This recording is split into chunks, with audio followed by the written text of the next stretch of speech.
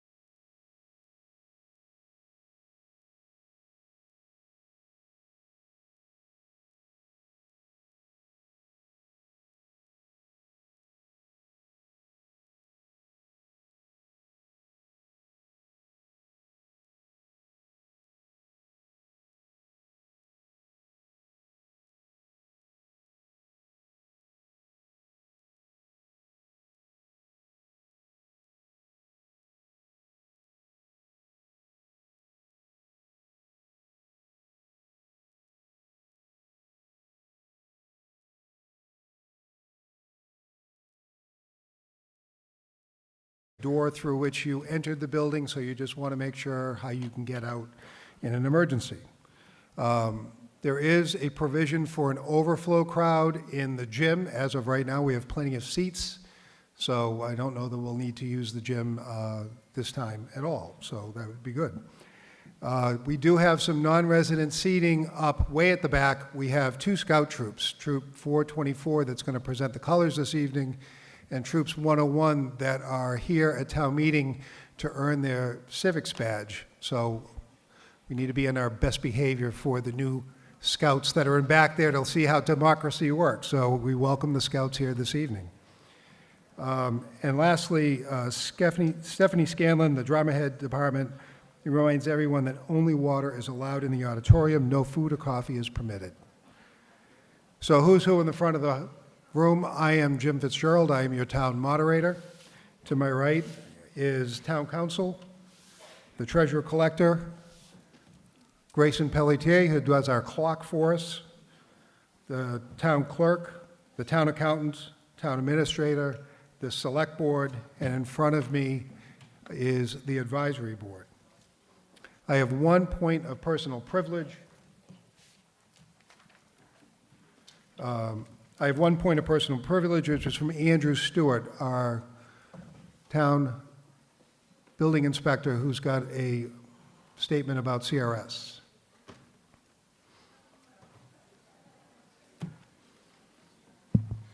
Good evening. My name is Andrew Stewart, and I'm the building commissioner and floodplain administrator for the town of Marshfield.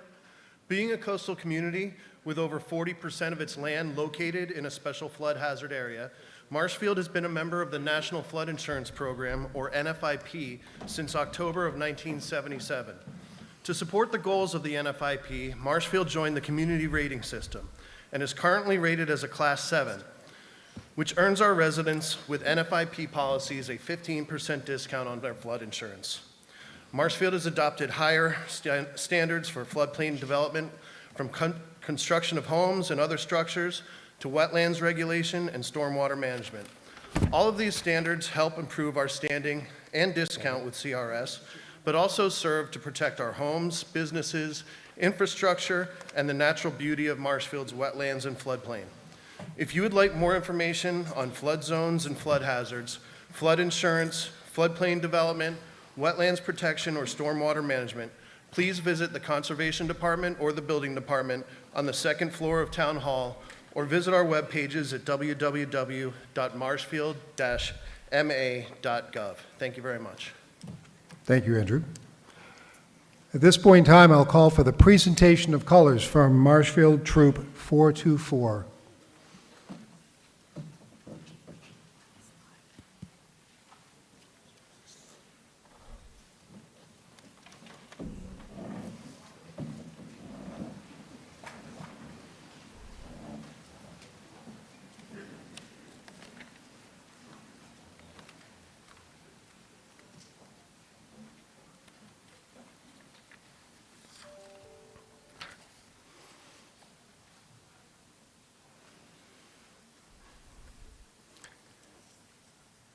Thank you, Troop. And I call up now Major Lawrence Sweeney, U.S. Army retired. Larry retired from the Massachusetts Army National Guard after serving for 23 years. This included a 15-month mobilization and deployment in support of Operation Iraqi Freedom, where he served as company commander of an air traffic services company.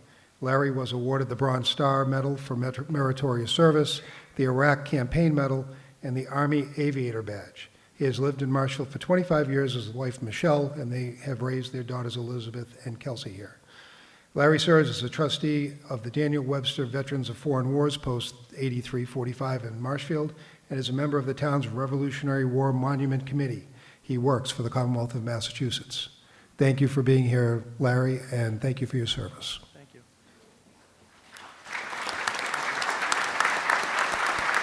Thank you. Please join me in the Pledge of Allegiance. I pledge allegiance to the flag of the United States of America and to the republic for which it stands, one nation, under God, indivisible, with liberty and justice for all. Thank you. And now for our national anthem, I'll call on the Marshfield High School Chorus. We have Kylie Zima, soprano, Lauren Morris, alto, Jason Bernard, tenor, and Elijah Kennedy, bass.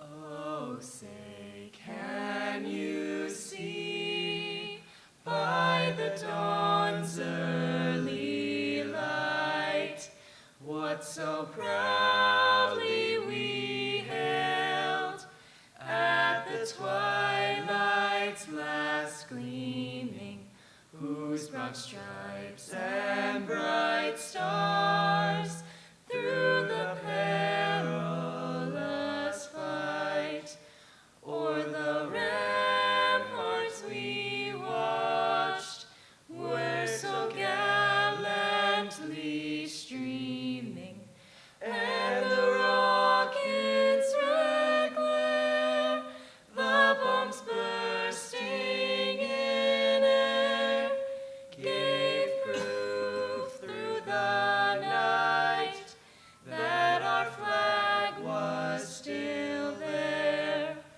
Oh, say does that star-spangled banner yet wave o'er the land of the free and the home of the brave? Thank you very much.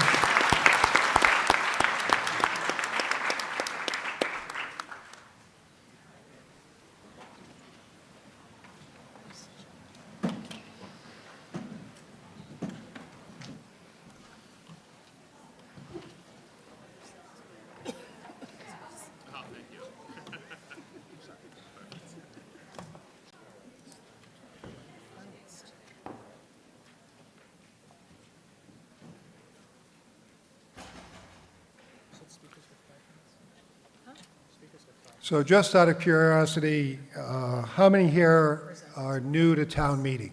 Raise your hand, please. Welcome. Good to have you here. Please shut off your cell phones at this point in time so we're not disrupted during the meeting. For those of you who are new to town meeting and those who need a reminder, all of this discussions happen from one of those two rear microphones unless you're a presenter, so you're doing presenting from the front. Presentations in general are a 5-minute presentation.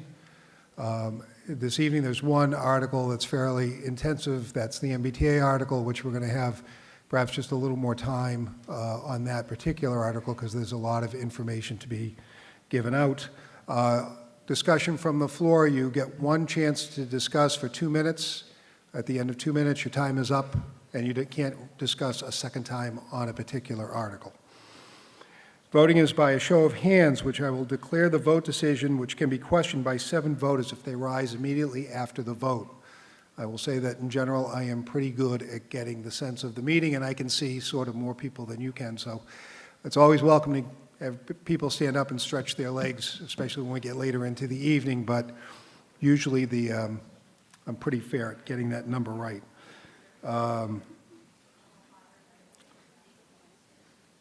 There's a list. There's some non-registered voters that are in the room. I'm going to read their names and ask you to stand so that you can be recognized. These are people who are with their town departments or otherwise associated with the media.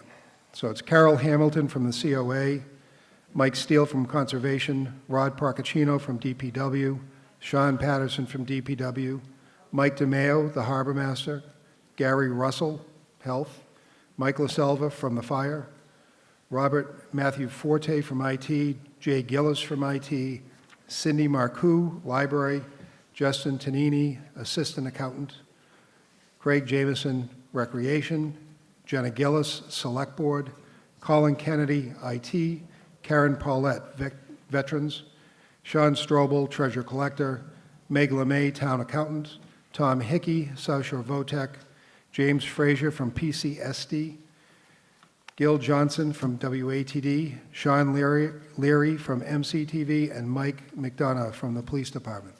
All those in favor of allowing them to remain in the auditorium, please raise your hand. All opposed? I declare that that passes and they can remain. And again, we have 2 scout troops up in the back that are going to be observing town meeting for their merit badge.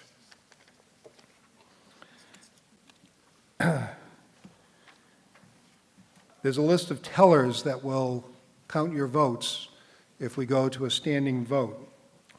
You must stay in your seat until all the voting is counted, and the list of the tellers is, beginning of the meeting, I have way too many pieces of paper. Sorry. Section A, Barbara Carney, in the back. Section B, Jeb Deloche. Section C, Anne Marie Sacchetti. Section D, Kevin Robinson.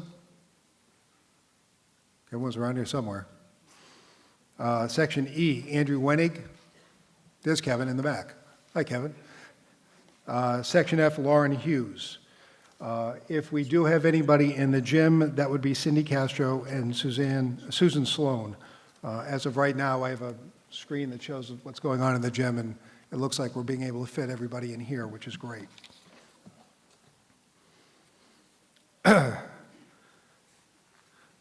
So if we get into, and this is especially for new folks, and if we go to a standing count, what I'm going to do is announce that we're going to go to a standing count. I'm going to have the officers shut the doors so that nobody can enter or leave once we go to a standing vote. You need to be in a seat to take a standing vote. If you're not in a seat, you won't be counted. I will identify all the counters in each section once again. And once standing, the voter should only retake their seat when the counter has indicated that your row has been counted. And I will start off the counting by saying, all those in favor, a yes vote means, and then explain what the vote is, and then you will stand, you will be counted, you will sit. The count will come to me from the tellers. We'll put that up on the screen, and then we'll go to a no vote a second time around. And if for any reason you're unable to vote, you can't stand, let us know and we'll make sure that your vote is counted separately.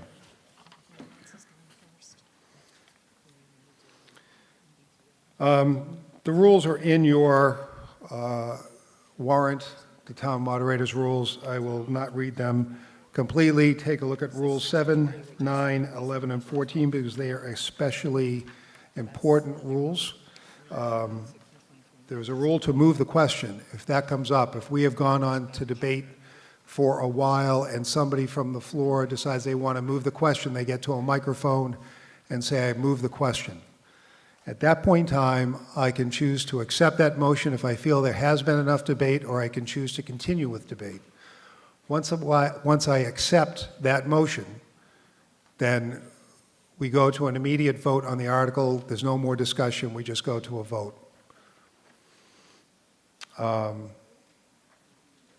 Typically, we use a consent agenda to get rid of some of the grouping the articles that are basically non-contested articles typically. This evening, there are enough moving parts going on that I have decided to forego any consent agenda, so everything is on the warrant. We are going to take the financial articles out of order first, and then after the financial articles, we are going to go to a lottery system. We draw that with like bingo balls. There is a substantial number of financial articles that we need to group together this evening because we are at a deadline to get our tax rate passed. So we need to get these all voted on this evening, so I need to make sure that we cover all those items. So they are Articles 1, 2, 3, 4, 6, 10, 11, 22, 23, and 24. So we're going to take those first in order. There are a number of linked articles. 12, 13, and 14 all have to do with the MBTA article. Those are going to be linked. Once one of them is called, we'll talk about all three of them. 15, 16, and 17 are linked. That's the ADUs, the accessory dwelling articles. So once those get called, we'll take them all at once. And 19 and 20, which is the battery storage articles, are going to link together as well. So we're going to go with the articles, the financial articles first. And then after that, what I am going to do is advance the MBTA article. So I think most of you are here this evening for that particular article. I don't think there's any reason to put that through the lottery. So I'm going to have that be the first article after we get to the financial articles. Okay, with that being said, we're going to go to Article 1.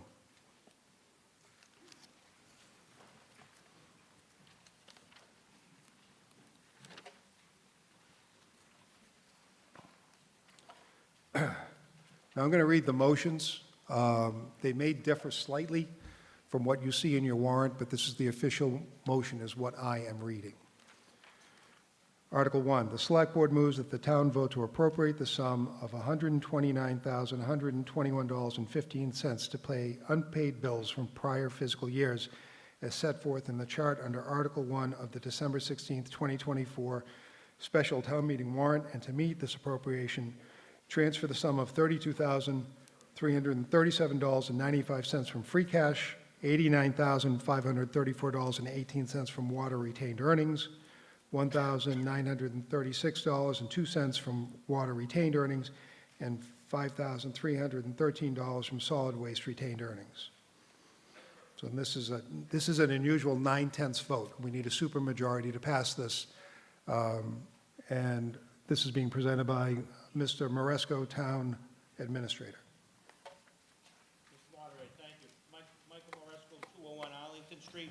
This is a standard article of unpaid bills, although there's more than there normally is. We're in the process, as folks know, that come to town meeting all the time. We're going through Munis conversion project, and when the bills come in, there's a process which must be followed. In any purchase, you have to have a quote, you got to put a requisition in, that encumbers the fund, there needs to be a contract if it requires a contract, an invoice, and then a payment. For whatever reason, a number of these either got stuck in the system or they didn't have the necessary components to make those ready for payment. So those were after the end of the fiscal year. The only way for the town to pay those bills is for a town meeting to approve that. We have the funds, we need the approval to make the payment. Okay, thank you. There is a fairly extensive list here. I'm going to forego reading this list. We've done that in the past for a budget item. This is a little different. Are there any items in here that are questioned within this list? Hearing none, I'm going to go to a vote against. This is a 9/10 vote. All in favor of Article 1, please raise your hand. All opposed? I declare that passes by 9/10. Article 2. The Select Board moves that the town vote to ratify the collective bargaining agreements or other employee contracts with the following organizations with respect to the fiscal year beginning July 1st, 2023 through June 30th, 2026. 1, the AFSCME State Council 93, Local 1700, the Clerical Union, and 2, AFSCME State Council 93, Local 1700, its Supervisory Union. Mr. Maresco. Michael Maresco, 201 Arlington Street. I'm happy to report that the town has settled with our clerical and supervisory union. We bring this before town meeting for a support vote. There's no additional cost. This is covered within the budgetary numbers. Okay. Advisory Board. Sorry, I didn't ask for your opinion on the Article 1, so I apologize. Article 2. Do you have any statement on Article 2? Okay. That being said, this is a, just make sure, this is a majority vote. Seeing no discussion, I'll go to a vote. All in favor of Article 2, please raise your hand. All opposed? I declare that Article 2 passes. Article 3, the Select Board moves that the town vote to approve the proposed changes to the town's personnel bylaw Schedule A compensation plan for FY 2025 as set forth in Article 3 of the December 16th, 2024 special town meeting warrant. Mr. Maresco, you're on deck again. Michael Maresco, 201 Arlington Street. This is a standard article we bring at the fall special town meeting. This is to bring our bylaw employees in line with the COLAs that our collective bargaining agreement units get, and standard 2%. Okay. Advisory Board? No comment? Okay. Seeing nobody at the mics, I'm going to go to a vote on Article 3. Again, this is a majority vote.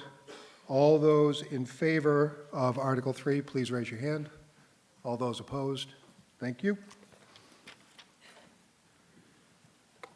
Article 4. So for those of you who are frequent flyers at town meeting, you can see this as being a capital budget type article.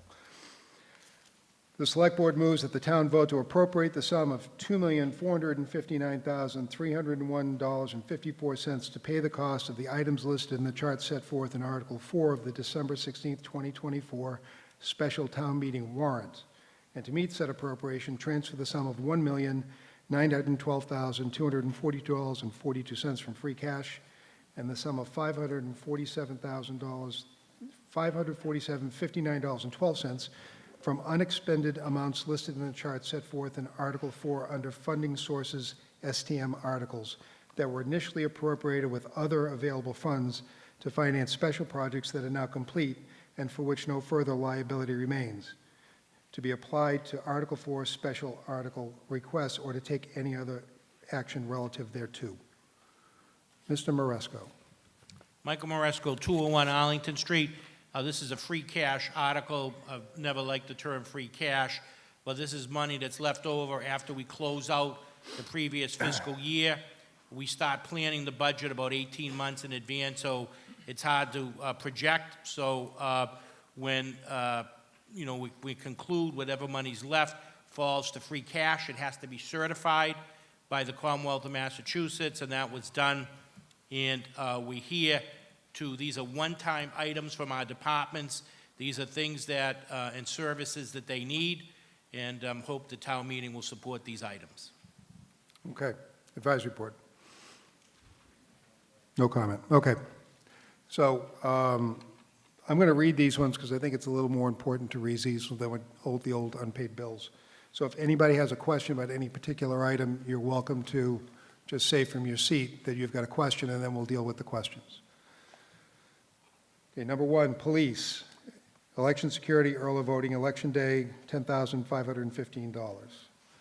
2, police, state mandated police reform and accreditation, $300,000. State police, or police, 3, 20 bulletproof vests. 4, police, 28 AEDs. 5, police, social worker, $41,000. 6, facilities, town maintenance, $250,000. 7, facility school maintenance, $250,000. 8, facility schools, prepare RFP documents for restoration of 5 school roofs, $93,000. 9, clerk, new grade 8 position, $71,000. 10, fire, repair to pumper truck, $20,000. 11, fire, PFAS turnout gear, $75,000. 12, schools, glycol hot and cold water loop MHS, $50,000. 13, schools, ELS curriculum, $250,000. 14, schools, 10 new crossing signals, $130,500. 15, planning, beach nourishment, $223,760. 16, DPW road repairs, $200,000. 17, DPW unpaid road repairs, $70,000. 18, DPW 3 Sanders or dump trucks, 4 dump trucks, $80,000. 19, DPW overtime playground rehab, $9,000. 20, DPW playground resurfacing, $2,751. That's very specific. 21, DPW playground inspection, $16,250. 22, facilities generator replacement, $37,675. 23, rec trails, Red Gold Farm, $28,000. 24, Harbor Master, new boat match, reimbursable proceeds from the sale of the old boat, $201,000. 25, Harbor Master commercial boom project, $23,639. 26, rec trails, path post, Red Gold Farm, $1,475. 27, IT, AV equipment for STM, $21,000. 28, Cultural Council summer concerts, $2,500. Sure. So what do you, go to a microphone because I can't hear you. Hi, Bonnie McCarthy, 83 Donald Road, on line number 8 for the facilities and schools. I was curious if that 93,000 is to prepare the roofs for the solar panels? It says it's for preparing an RFP to restore 5 school roofs. And what's the Mr. RFP? Mr. Moderator, Yes. point of order. So item number 8's been withdrawn because that's tied to item 5, which we're going to pass over indefinitely. Okay. My mistake. I didn't know that was passed over. So that's being Okay. passed over. So will the numbers be revised at Yes, the end of the article? it's to 0. So, Okay, thank you. another question? Yes, Julie Finn, 109 Old Main Street.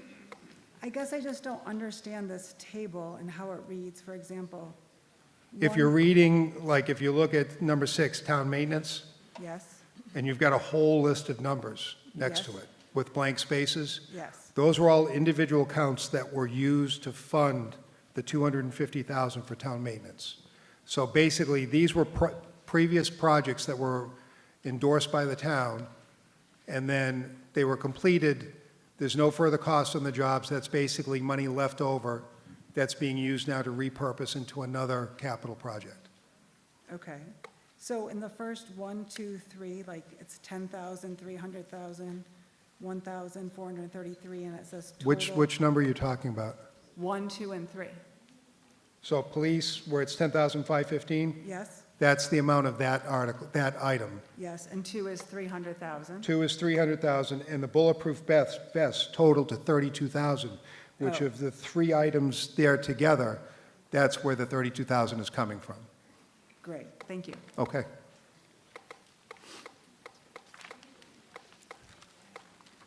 Tina Shea, Caresville Street. I have a question on the 10 new school crossing signals. What number is that? 14? Okay. What schools were those, and how were those allotted? And how far from the schools are those? Mr. Miller is getting up to answer your question. Mr. Moderator, Thomas Miller, 89 Ames Way. If you go through town, more specifically near Daniel Webster School, Governor Winslow School, the current crossing lights that are there are ancient. We've upgraded a few of them, but we are coming forward with all these new solar crossing lights with the speed limit flashing, much like the ones that were just put in by the Martinson School on Forest Street. Okay. Does that answer your question? Yes, thank you. Okay. Left microphone. That's you? Oh, sorry. My apologies. So I just, 2 questions, if that's okay? I'll be Yeah. quick. Okay. You got 2 minutes. So You can just do a whatever you point of- want. 2 minutes. Okay, thank you, sir. Point of clarification. So I need your line name and item address. 8. I'm sorry? Name and address. Oh, sorry. Lisa Kyle, 5 Housebrook Road. Okay. Just to be clear, to make sure I understood, line item 8, so prepare RFP documents, that 93,000 is the budget? It's gone. It's gone, so, Item 8 is gone. so the budget then is reduced by 93,000? Correct. Okay, good. Is line 23 and line 26, are they duplicates? Line 23 Yeah, is that, is the Red Gold Farm for Yep, so that's- 28,000? yeah. Are Okay. they, because it looks like you have rec trails and rec trails, they're just separate, so I didn't know if they, why they weren't together as part of like, I don't understand why they're separated out. I don't know. Mr. Maresco? They were, Michael Moresco, 201 Arlington Street. When they were submitted by the Recreational Trail Committee, they were sent in at 2 different times Okay. for 2 different locations. Okay, thank you. You're welcome. Rear microphone. Steve Lynch, 50 Central Street. So this money's coming from wastewater retained earnings and water retained earnings and solid waste retained earnings? What are you looking at a particular line item? Well, I want to know if you're earmarking that money for things that have to do with that. Since, these are ratepayers that give you this money. So are you taking money from our water bill and spending it, excess money that we pay for our water bill and spending on something else that has nothing to do with water? Is there a particular one where it's saying that? I didn't see it.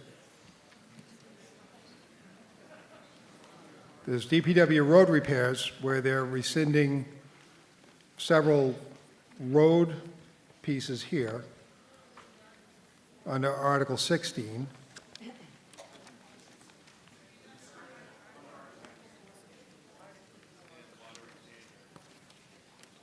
I know, do you have a particular one where, so it's easier for me to find?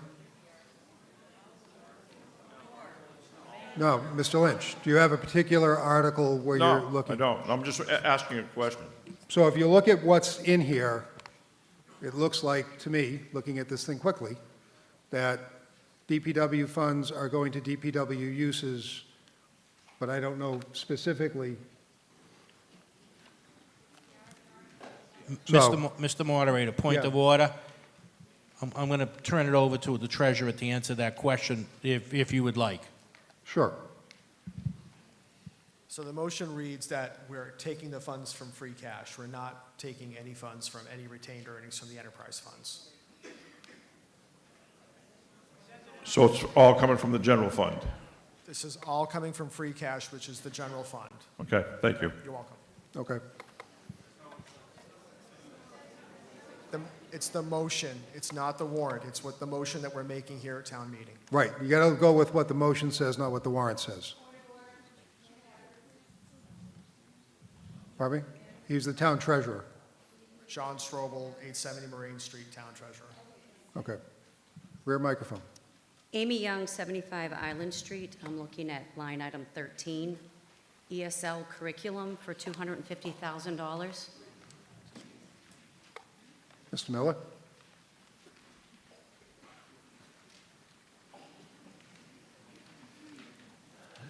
Thomas Miller, 89 Ames Way, Assistant Superintendent of Business Finance Schools. This is the finishing up. At last April town meeting, we were allocated $250,000 for our English language curriculum, elementary curriculum. This is following up on the rest of that program. Okay, does that answer your question? So is that, we're adding 250,000 to the last that we appropriated? Mr. Miller? So we're looking at $500,000? Correct. Can I find, is there a way you can tell me what the percentage of our population is ESL? Mr. Miller? No, this is a common misconception. It's not related to, there's a couple terms. Actually, let Dr. Sullivan handle this one. Pat Sullivan, Superintendent of Marshfield Public Schools, 20 Woodhaven Street. It actually is in English, it's our literacy curriculum for the elementary level. It's called Expedition Learning. I'm not sure why they call it EL, because as you know... Well, it says ESL, which is usually... Correct. Does, Yes, you're correct. He's That's- answering your question. It should say EL curriculum. So what's the name of the... It's Expedition Learning. Okay, so the discussion goes through the moderator, please. Okay? Just, It's for our entire population, it's not Correct. directed at... This any- is for all of our elementary students at every single elementary school, all 5 of them in Okay, Marshfield. thank you very much. You're Thank you. welcome. rear microphone. If I may, Joe Pasevich, Wilson Road, real quickie, item 22, generator replacement. Which generator, where is it located? And any other specs you Mr. can Miller? give me? Do you know which generator? This is item 22 is oh no, this would be Fred Russell. Mr. Moderator, Michael Moresco, it's for the Hill Street Fire Station. Thank you. Hills Fire Station. Okay. Okay, seeing no further discussion, I am going to go to a vote. What? Is there one more? Oh, I'm sorry. I have one question. If this is Name not- and address, please. I'm sorry, Kimberly Hardenberg, 154 Hampstead Way. If this here reads that it is the ESL curriculum and it's really the EL curriculum, can we have that changed, please? Sure. Thank you. We'll call it a Scrivener's error. Can we change that to, in the warrant, we'll change that in the motion to EL as opposed to ELS, or ESL, rather. Okay, so this is the majority vote. All those in favor of Article 4, please raise your hand. All those opposed, I declare that Article 4 passes. Article 5 is being passed over, so, and it's going to be indefinitely postponed. So we're not going to discuss Article 5. Article 6. The Select Board and School Committee moves that the town vote to appropriate the sum of $1,050,000 as a feasibility and schematic design study for the potential roof replacement project at the Martinson Elementary School under the Accelerated Repair Program, ARP, of the Massachusetts School Building Authority, MSBA, and for which the district may be eligible for a school construction grant from the MSBA, and to meet this appropriation, that the treasurer collector, with the approval of the Select Board, borrows said sum pursuant to Mass General Law, Chapter 44, or any other statutory or enabling authority, said amount to be expended at the direction of the school committee, and further that the town, acting by and through its school committee, to be authorized to execute and deliver any written agreements by and between the town, school district, and the MSBA relative thereto. Mr. Miller. Oh, Mr. Sullivan. Thank you. Thank you, Mr. Moderator. Pat Sullivan, Superintendent of Marshfield Public Schools, 20 Woodhaven Street, and I am joined by Tom Miller, Assistant Superintendent of Business and Finance. As it was mentioned, we're asking for the sum of $1,050,000 for a schematic plan and feasibility study for a roof on our Martinson Elementary School. This is a similar motion to, or similar ask that we had back in, I believe, 2018 when we asked for our Furnace Brook roof. Our roof has reached the end of life, and I wanted to tell you just a little bit about the process thus far, and then I'll turn it over to, sorry, slide. There we go. And then I'll turn it over to Tom to talk more about the plan ahead and a little bit more specific about this roofing project. So on March 1st, 2024, we submitted our statement of interest to the Massachusetts School Building Authority, that's the MSBA, for the Martinson Elementary School roof. August 23rd, 2024, the MSBA conducted a staff study visit of Martinson Elementary as part of a due diligence review phase. And on October 30th, 2024, we were invited to participate in the Accelerated Repair Program to collaborate with MSBA in conducting a schematic design study for a potential roof replacement project at the Martinson Elementary School. And we're happy to say we were accepted, and the MSBA accepted statements of interest from 70 schools from 37 school districts into the Accelerated Repair Program. And I'll turn it over to Assistant Superintendent Miller to talk a little more about it. Thank you, Dr. Sullivan. As you can see on the slide above, the Accelerated Repair Program focuses on the preservation of existing assets. So this project will hopefully extend the life of the Martinson Elementary School another 35, 40 years on this roof. The Massachusetts state reimbursement rate, not only for the actual project, but also this schematic design and feasibility and design phase, is approximately 50%, 49.31%. So that will come from the Massachusetts School Building Authority. Districts are required to use pre-selected consultants. The MSBA does its due diligence and selects an owner's project manager and design consultants. And the most important thing here is we were invited back in October. We have 90 days as a district, to appropriate the funding to begin this design process. So that's why we're here this evening. Slide. So a little bit, this is a proposed timeline, and as you can see, January 2025, just coming up next month, the MSBA, if it is approved by town meeting this evening, the MSBA will assign an owner's project manager and designer to complete a schematic design study. So we're beginning this process. And then throughout April through September, they're working on the schematic design. They will attach a budget number to the project. And then eventually, sometime between April and September of next year, it will go to the MSBA Board of Directors for their approval.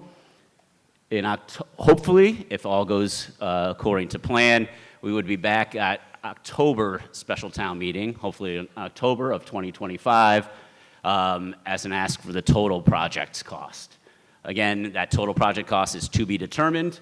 We're a guesstimate is in the $6 to $7 million range. The Furnace Brook roof was approximately $6 million. It's a little bit larger, but of course, inflation over the last 6 years has really increased the dollar value of these projects.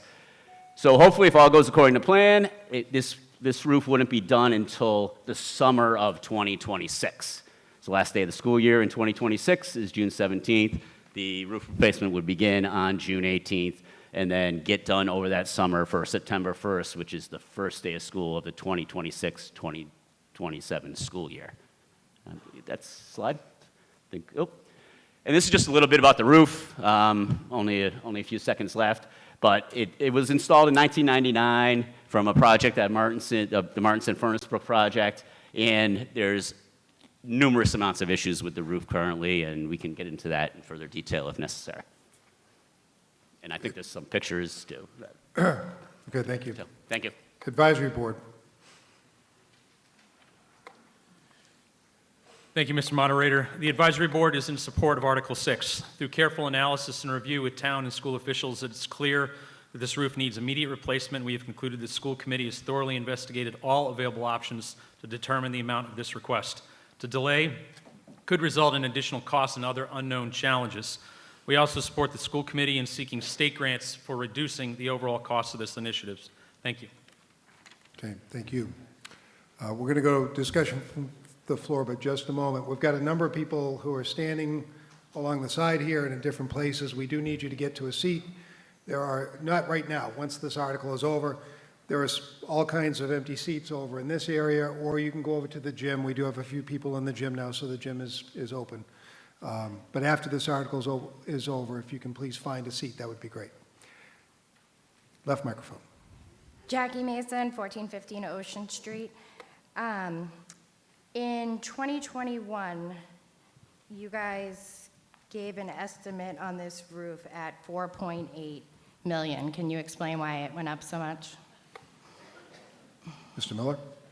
And this is an estimate, so, Mr. Moderator, the estimated cost, we had to go with an estimated cost based upon other projects that have been going on. That number is to be determined. That's what we're here tonight, is to approve the finances to go ahead and find out what the actual final number will be. So the just over $1 million, which is the ask for the schematic design, is based upon a 15% of a total project of $7 million. So that was just the quick estimate. 4.8, everybody knows the cost of everything has gone up over the last 3, 4, 5 years. So. Okay, and my other question is, in that quote, it also includes structural engineering to ensure buildings can support the weight of solar panels. So I ask, will solar panels be added to this roof? And if not, can we add that to the motion that they will not be added to a brand-new roof that we are replacing? That would be, you cannot add that. That would be beyond the scope of the article. But you can answer the question about the engineering. Mr. Moderator, I was going to say this motion is straight from the state. We're not allowed to change it. So Okay. that's one part of that. But there are no plans from the school department to put solar panels that I know of. Mike, is that in your plan? Just a moment. The building commissioner had something to chime in. Mr. Moderator, all the updated building codes for the state building codes for commercial and residential are now requiring that all roofs being constructed are being structurally developed in order to support the weight of solar panels regardless of their use. Okay. Can the town administrator also confirm that solar panels is not in his plan? This is a school committee article. It's not a selectman's article. Okay, thank you. Okay. Right microphone. Pam Pristis, 60 Central Street. I've had a roof replaced, and I didn't have to pay for a feasibility study. It needed to be done. And there have been tarps on top of Martinson for as long as I can remember. So why do you want us to borrow $1 million to do a study on a roof that needs to be repaired? Do the repair and forget the study. The guys doing the job are capable of looking at the damage and figuring it out. Mr. Miller. It's less a study as more of a design. This is the full plan being put together to do the work. It's part of the state process, the Massachusetts School Building Authority, that we have to go through this process in order to receive the 50% reimbursement. Other people here who've had new roofs, did you have feasibility studies? I don't Okay. think so. He It's $1 million answered- that you could be putting towards the repair Okay. instead of spending it to see whether they find it feasible. Okay. Thank you. Thank you. Rear microphone. Yes, you. You were here. You were up next. Tina Shea, Careswell Street. So the feasibility study is $1 million, and we're being reimbursed half of the million, or it's $2 million, and we're being reimbursed $1 million? Mr. Moderator, the ask is for just over $1 million. That's the full amount. And again, that's an estimate. You typically, these design studies are in the 10% range, but so it's an estimate. Any funds saved from this design will potentially go either back to the town or back or into the future project if it does pass through the process. The full design study is estimated to be just over $1 million. It would end up costing the town about $500,000 with the reimbursement. And why are we calling it a repair if it's a replacement of a roof? Replacement and repair are two totally different things.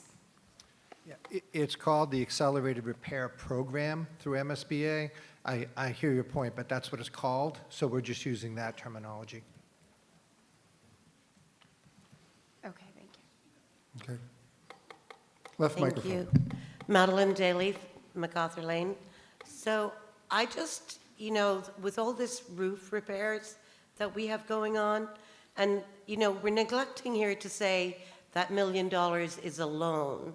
And then we're neglecting to say that the additional amount of estimated $7 million is a loan. We don't have that money in town to be putting out in loan. Do we not have additional money to fix our roofs? And then additionally, I just think it's unfair of town administration to be holding our schools hostage from repair for their solar panel project. We have to stop this. Stop. Our children, our faculty, and our teachers are in those schools every day. And we all know that Martinson is in dire repair, in need of repair. So why is our town government holding hostage on the welfare, the well-being of our faculty, kids, and teachers? Not sure where It's you just see not this fair. hostage. This is a motion to repair one of the school roofs, so that's what's on the table. Correct, but it's also a plan to put forth solar panels. No, it's not. And It's to repair the school roof. That's what this process is. That's what they have said. It has nothing to do with the... membrane is to put a base for solars. They did just They have state... said, no, they have said nothing about solar panels on these roofs. The only thing you heard was the building commissioner saying that all commercial roofs and municipal roofs are engineered to take them, but this particular project does not envision, from what I have heard, anything about solar panels. Okay, but it is loan money, and we're already $30 million in debt. So we need to figure this out. We need to do an audit. We need to find money from Okay, elsewhere. We that's- can't keep loaning. Okay, Thank you. right microphone. Steve Lynch, 50 Central Street. So is this going out to bid, the schematic for the new roof? Mr. Miller? This goes through the Massachusetts State Building Authority, so we will be assigned a project manager, and we will work with that project manager to select a designer from the MSBA's list of already approved designers. So it's a no-bid contract for $1 million to design a roof? That's not true. No? Okay. Then Well- explain it to me why it isn't. What? Okay. I mean, do you have anything more to add to that? No. That's the answer. So I have one more question. So we have 5 elementary schools in this town. What is the breakdown for population for each one of them?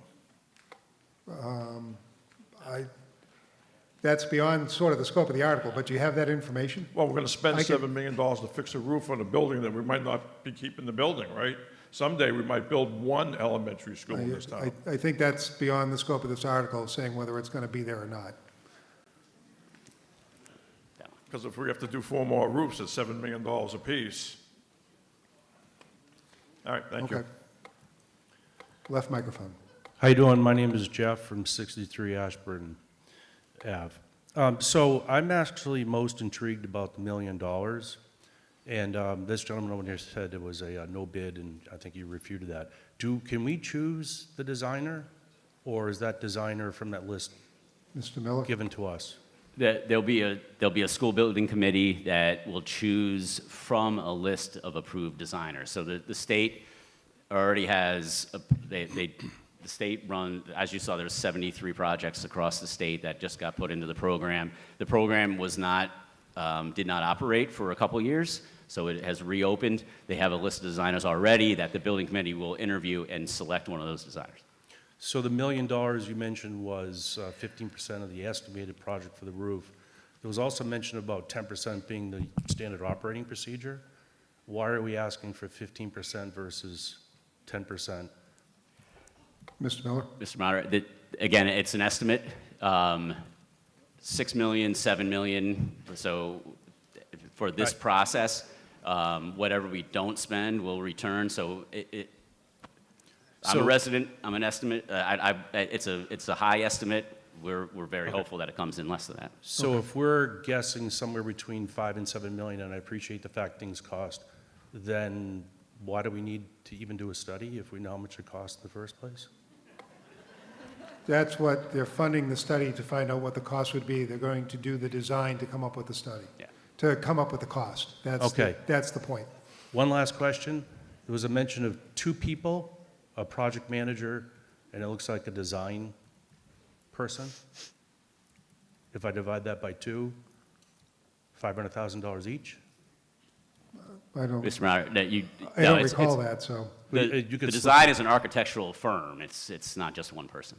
okay. I'm going to go back to the comment, if you already know what it's estimated, why are you paying $1 million for it? Right, That makes no sense. okay.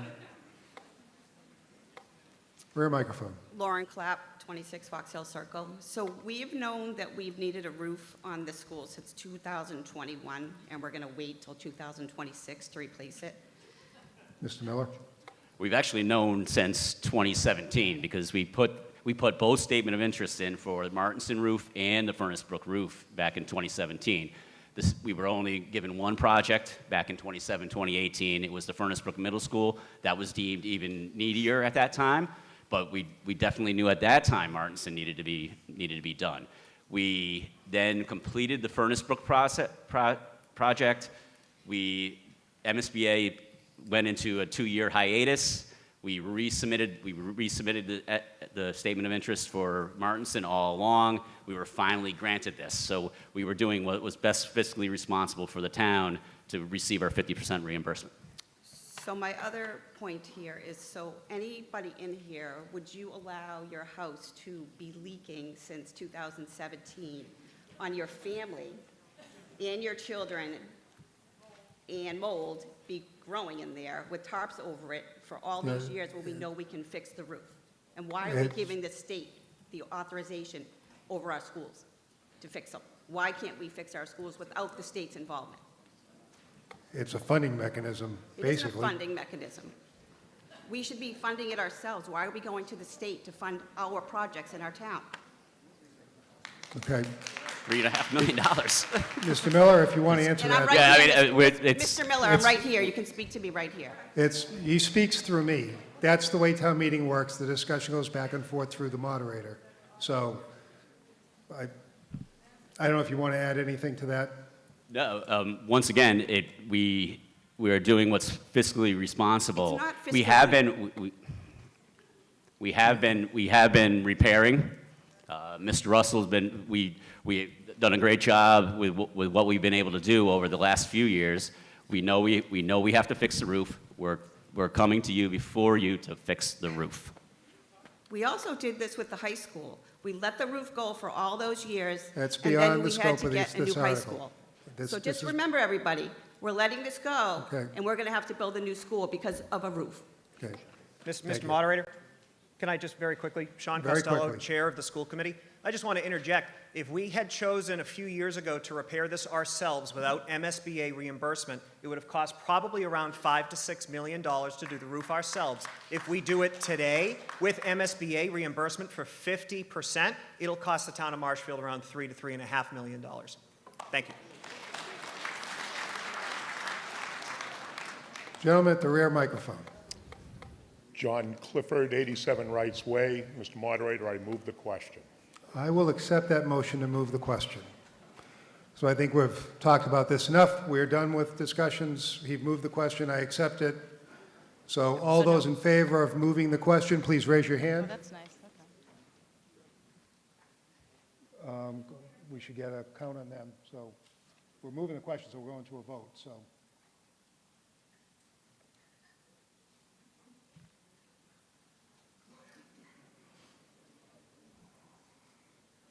So we're going to count votes also in the auditorium.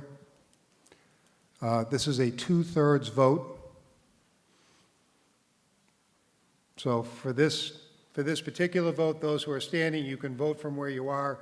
After this, you need to get into a seat to vote.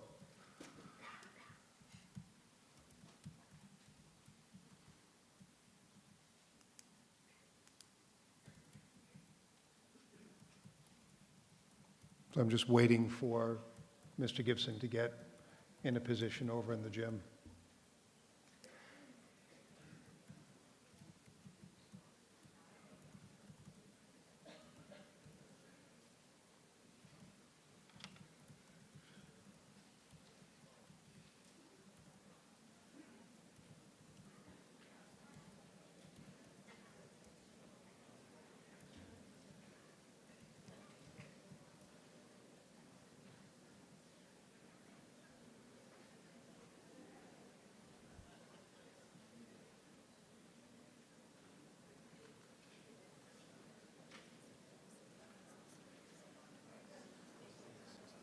So, Mr. Gibson, are you ready? I have a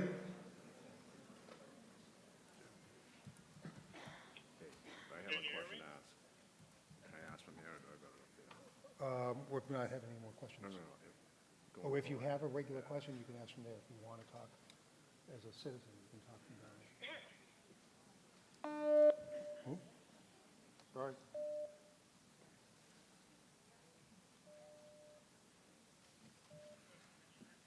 Hey, Don, can you hear me? Okay. So we're going to call for a vote. This is a two-thirds vote. I'm going to try by a show of hands. All those in favor of Article 6, please raise your hand. You get a sense for that, Don? Yeah. We have a two-way radio here, so I get a sense for where all you guys are, so thank you.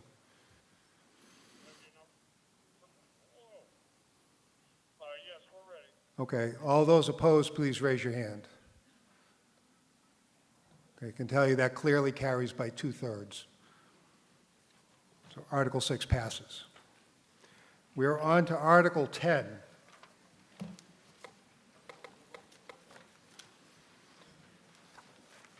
You all set, Don? We're going on to Article 10, what passed. The Open Space Committee, Community Preservation Committee moved that the town vote pursuant to applicable provisions of Mass General Law, Chapter 44B, to appropriate the sum of $228,900 to fund the design, engineering, permitting, and the preparation of cost estimates for future construction needed to expand the South River Park to include a certain parcel of vacant town-owned land located at 2160 Ocean Street, Marshfield, Mass., and identified on the Marshfield Assessor's Maps as parcel G08-05-02, acquired by the town in December of 2023, and to meet this appropriation, transfer said sum from Community Preservation Open Fund Space Reserves. And this is going to be a majority vote. Mr. Cantwell is speaking on behalf of the Community Preservation Committee. Yes, hi, I'm Kevin Cantwell, Hang on Chairman of just the a sec, Community Kevin. Preservation. Kevin, just a sec. What's your point of order? So are you going to clue us in on what the vote was in the gym? Yeah, I could see it. It passed in here, even if the gym was all negative. Okay, all right. There was, Thank you. if it was any kind of a question, I'm going to go to a standing vote on anything, so, but it was not close. Mr. Cantwell. Yes, hi, once again, Kevin Cantwell, Chairman of the Community Preservation Committee. We're requesting town meeting approval of this article. The Open Space Committee does have a spokesperson here for further questions on it. This money would be coming out of open space funding from your community preservation tax, what do you call it, set-asides. Got it? Advisory Board? No comment. Okay, discussions from the floor. Again, this could be a majority vote. Left microphone. Joe. Jim Buckner, 460 South River Street, Marshfield. It appeared on a diagram, which I have apparently dropped somewhere, that this is right next to a gas station. Is that correct? Mr. Cantwell, next to a gas station? Susan Karen, Open Space Chair is, the Chair, go ahead.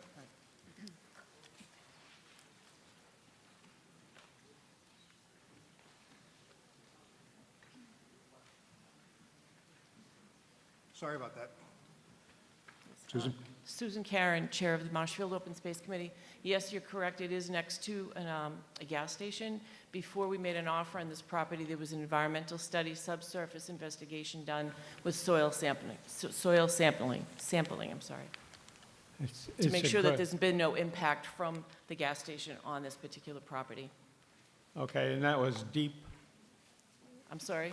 that deep sub, Yes, they did subsurface soil borings, yes. okay, thank you. Okay. Right microphone. Joe Pasevich, Wilson Road. The motion says to appropriate the sum $228,000 plus. Have you already received? It's being funded from the Community Preservation Fund Open Space Reserves. Right, but has a bid already been accepted? How do you get that number, 228.9? How did you get the number for the study? We put out a request for proposals, and we got proposals back, and we selected a company. Right, so you're at that Yes. stage. Thank you. Okay. Seeing no further questions, I'll go to a vote. This is a majority vote. All those in favor, I want to make sure Don's over there. Don, are you in position?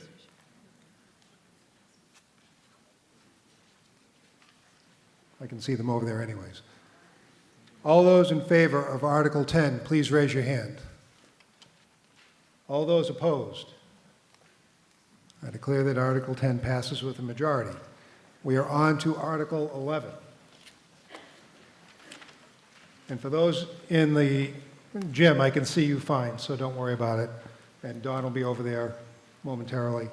The Open Space Committee, Community Preservation Committee moved that the town vote pursuant to the applicable provisions of Mass General Law, Chapter 44B, to appropriate the sum of $50,000 to fund unknown owner title searches, and to meet this appropriation, transfer said sum from Community Preservation Fund Open Space Reserves, said funds to be expended under the direction of the Open Space and Community Preservation Committee. Mr. Cantwell. Thank you, Mr. Moderator. Once Kevin Cantwell, Chairman, Community Preservation, 20 George Street. This article, I think, is a great article. People are here and are concerned with 40B and development of the town.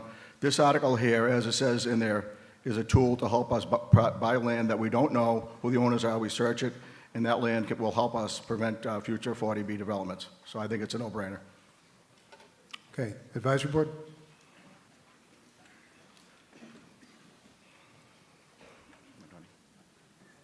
Don McAleer, Winslow Cemetery Road. The advisory board recommends approval of this article.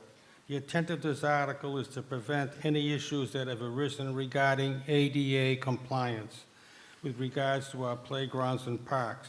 The town administrator and DPW superintendent filed a joint application with CPC to get assistance for ADA compliance. What does that got to do with Okay. anything? Discussion from the floor. Steve Lynch, 50 Central Street. So does this include every single unknown property? No. So as in like the 2 acres next to my house that is unknown ownership? Are you going to No. take that? Or are you no. going to give me the option to buy it first? Give her a chance to answer the question.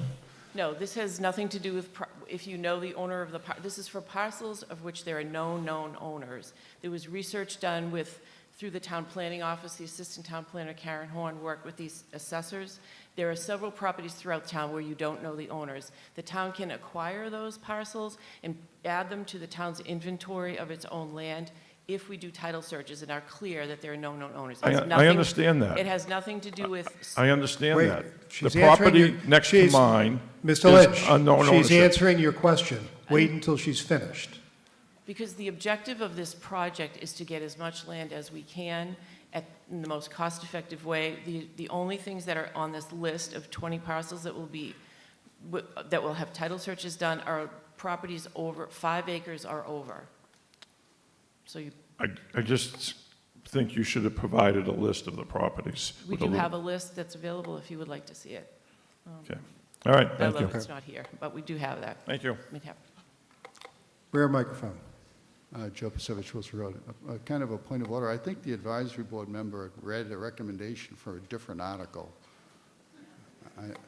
You said something about ADA compliance. I don't know. I don't think we Was heard the that- correct. Was that for Article 11 that, So that's okay, Donnie. You chewed the wrong article. Don McAleer again. I apologize, I read the statement for the wrong article. We do recommend approval of this article. The article's purpose is really to find out who owns the property and possibly purchase it. This will increase our open space, and another advantage is that it brings us more in compliance with 40B. I apologize for my transgression. Your fault. you're forgiven. Anything else, Joe? It's sort of a minor point, but I'm noticing in the reports by the different committees and recommendations, I see unanimous vote to support. Why can't they give us a number, like 4-0, 5-0, or something like that? That's not what we have done. So The other we thing- something can happen in the future. The selectman vote was a 2-1 vote from the selectmen. That's the only thing I've got in my motion. Yeah, I understand you have no control over that, but it should have a number, because it's also good to know how many members actually got to review and vote on this. Okay. Thank you for considering that. I think I recall at least a couple of times, other times, and not too long ago, when we did the same thing, when we tracked down parcels that we supposedly don't have owners. What has changed that we have to do it again? Don't we already have a database?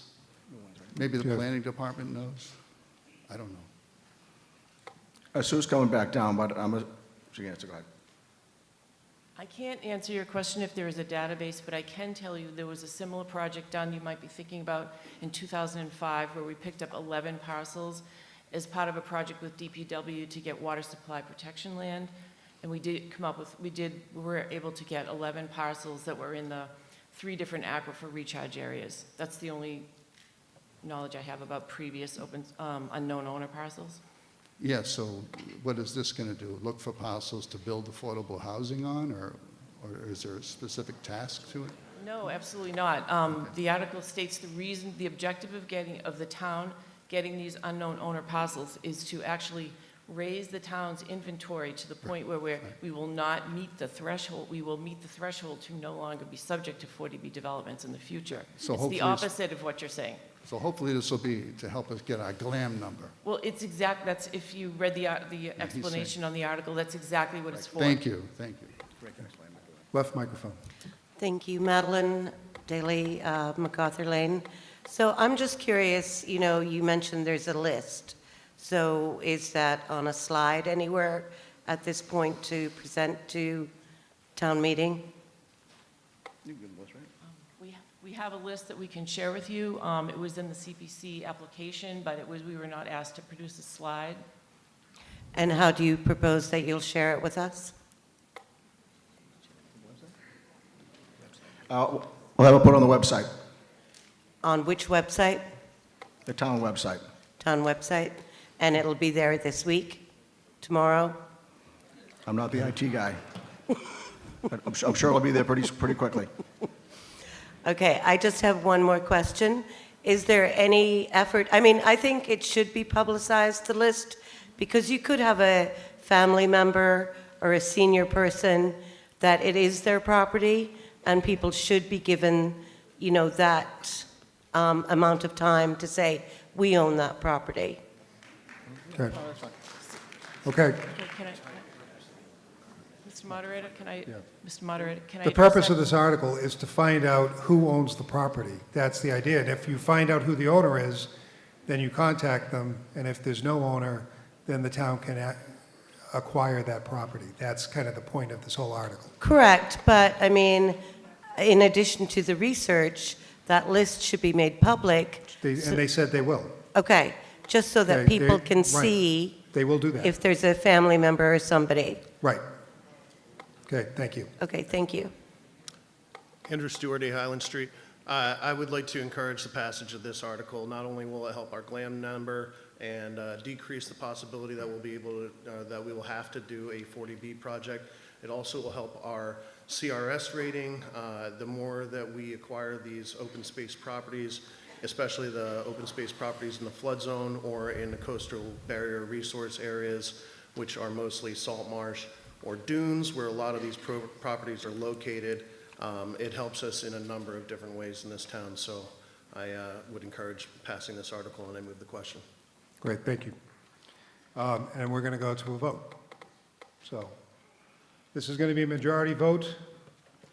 All those in favor of Article 11, please raise your hand.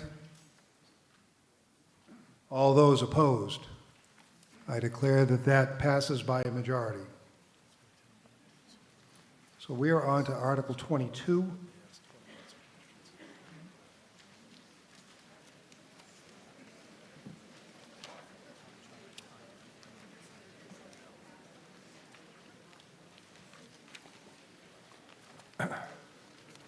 Article 22, the Board of Public Works moves that the town vote to amend prior authorization on Article 4, Annual Town Meeting 42224 for 2 Chevy Colorado pickup trucks in the amount of $45,000 each for a total of $90,000, and authorize the Superintendent of Public Works to purchase in place thereof 2 Chevy Silverado pickup trucks in the amount of $53,162 each for a total of $106,324, and to fund this purchase, transfer the difference of $16,324 from wastewater retained earnings. And that will be Mr. Patterson, Superintendent of Public Works.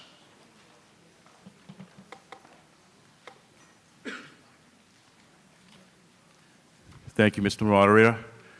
I'm Sean Patterson, DPW Superintendent. And yes, we did get town meeting vote to approve the 2 Colorado pickup trucks in the spring, but unfortunately we cannot get them because they're not being made quickly enough. So we do need these vehicles as soon as possible, so we have decided to go and look at 2 Chevy pickups, half-tons, that are actually on the lot that we can get right away. And that's the purpose of this article. Okay. Advisory Board. No comment. Discussion from the floor, rear microphone. William Fragoli, 564 Summer Street, Marshfield. I ask this through you to the town council. Does this meet the requirement of a bid under the Massachusetts general laws of bidding, where this specifies a specific article, a specific item instead of a generic item?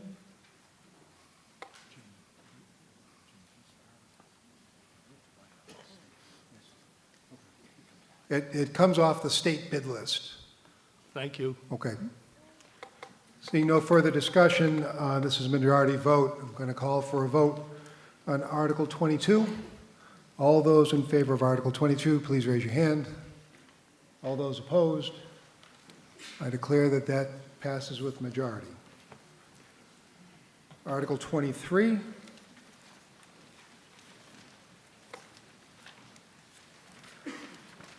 Another Public Works article. The Board of Public Works moves that the town vote to 1, amend the total project cost to upgrade the Plymouth Ave wastewater pump station from $8.1 million as approved at town meeting Article 8 ATM 42324 to a total project cost of $9 million. So that's a $900,000 increase. And 2, to meet this appropriation, authorize the treasurer collector with the approval of the select board to borrow all or a portion up to $6.7 million from the Massachusetts Clean Water Trust pursuant to Chapter 29C of Mass General Laws, MGL, and issue general obligation bonds therefore, with the debt service to be defrayed by the Wastewater Enterprise Fund, and further, 3, to utilize $2.3 million previously authorized ARPA funds, and 4, accept any state or federal grants for this project, which grants amounts received prior to the issuance of bond or notes shall be used to reduce the amount borrowed, and further, said funds to be expended on the direction of the Superintendent of Public Works and general supervision of the Board of Public Works. Mr. Patterson. Thank you again, Mr. Moderator. This project went out to bid about 2 years ago, and we had a program cost And at the time, we thought we were on spot on, but the way things are going with the economy today and the way things are being bid and to try and even get parts or labor is ridiculous. So unfortunately, we only had one sub-bidder bid on the project, and the project came in at $1.4 million, which was $700,000 over what we expected. So we had to come back to town meeting and ask for the $900,000 additional. We need the $900,000 to take care of some of the pipelining and wet well lining that we had as a alternate bid, and to upgrade the electrical components that we found out were deteriorated when we got into the project. So, and we're also trying to regain our 5% contingency, which would be about $445,000 at the end of the project. So we come before town meeting to ask for this to be approved. Advisory Board. Don McAleer, Winslow Cemetery Road. We do recommend approval of this article. The DPW is doing due diligence and having noticed and spotted and corrected non-anticipated areas of concern during this process, and should be complimented for their actions. Electrical panels inside and electrical work outside are the main reasons for this request. The original request to do what was bid is approximately $700,000 more, and the DPW is not allowed to rebid this subcontract. And again, they should be complimented for the work they do in our area of town. Okay. We're going to go to discussion from the floor, and this is going to be a 2/3 vote because there's some borrowing. Rear microphone. Stephen Lynch, 50 Central Street. So we're going to borrow the extra $900,000 to complete this project, which obviously needs to be done. There's no doubt about that. We have to complete the project. However, in the next article, you want to spend $765,000 to buy a single-family lot.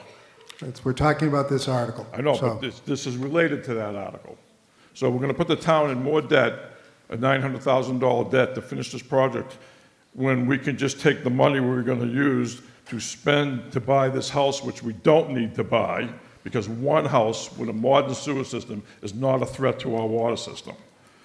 So it doesn't make any sense to me. Okay, It's but that's- just typical spending our money with no regard. Okay, thank you. Rear microphone. Tina Shea, Careswell Street. How much do we have in free cash? Mr. Maresco, can you answer that? Mr. Moderator, I will ask our treasurer to answer that question for us.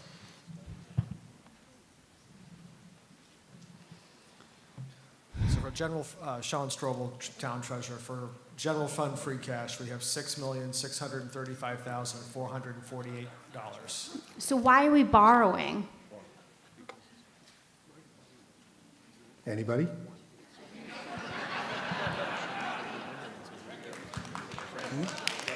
Mr. Moderator. No, stop. Point of order. Free cash was certified just a few days ago, so when we put the warrant together, free cash was not certified. That's At the end of the annual report of '23, there was $10 million in there.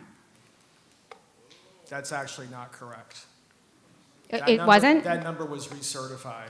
It was not $10 million. Did you reprint the annual You report? the conversation goes through me, please. Mr. Moderator, I can look anywhere I would like. You can address this I am meeting. addressing the microphone. You can address this to me, Yeah. not to him directly. Okay, well, he's speaking, so I'm looking at him. Okay. You have an answer? Did you reprint the annual report? No, the annual report was not reprinted. So as far as the townspeople know, there's $10 million at the end of last year.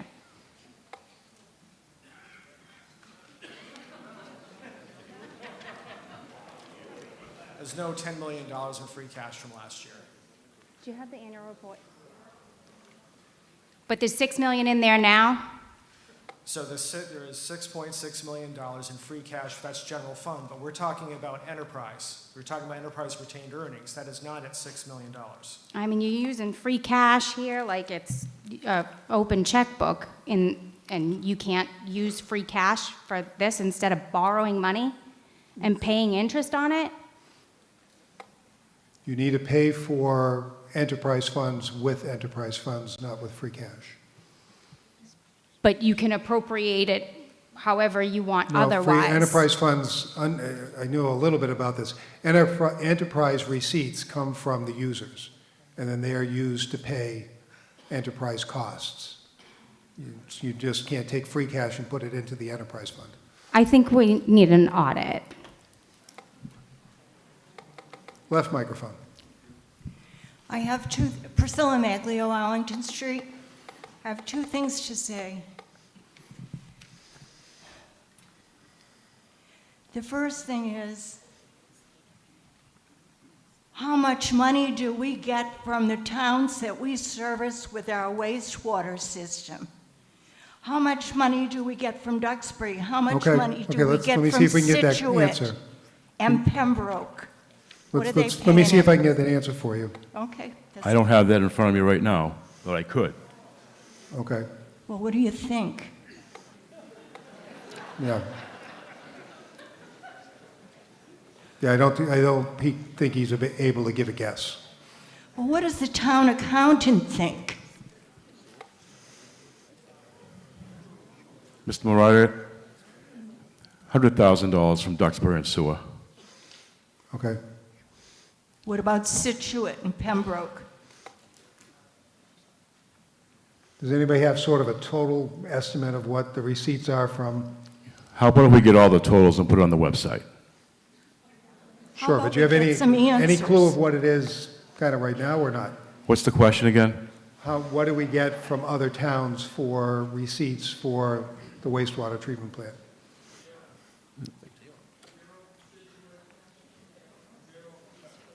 Okay, the There you engineer go. says 0 from Situate and 0 from Pembroke.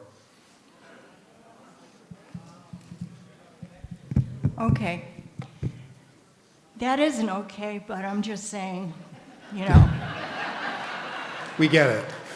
Okay. My second point or question is this.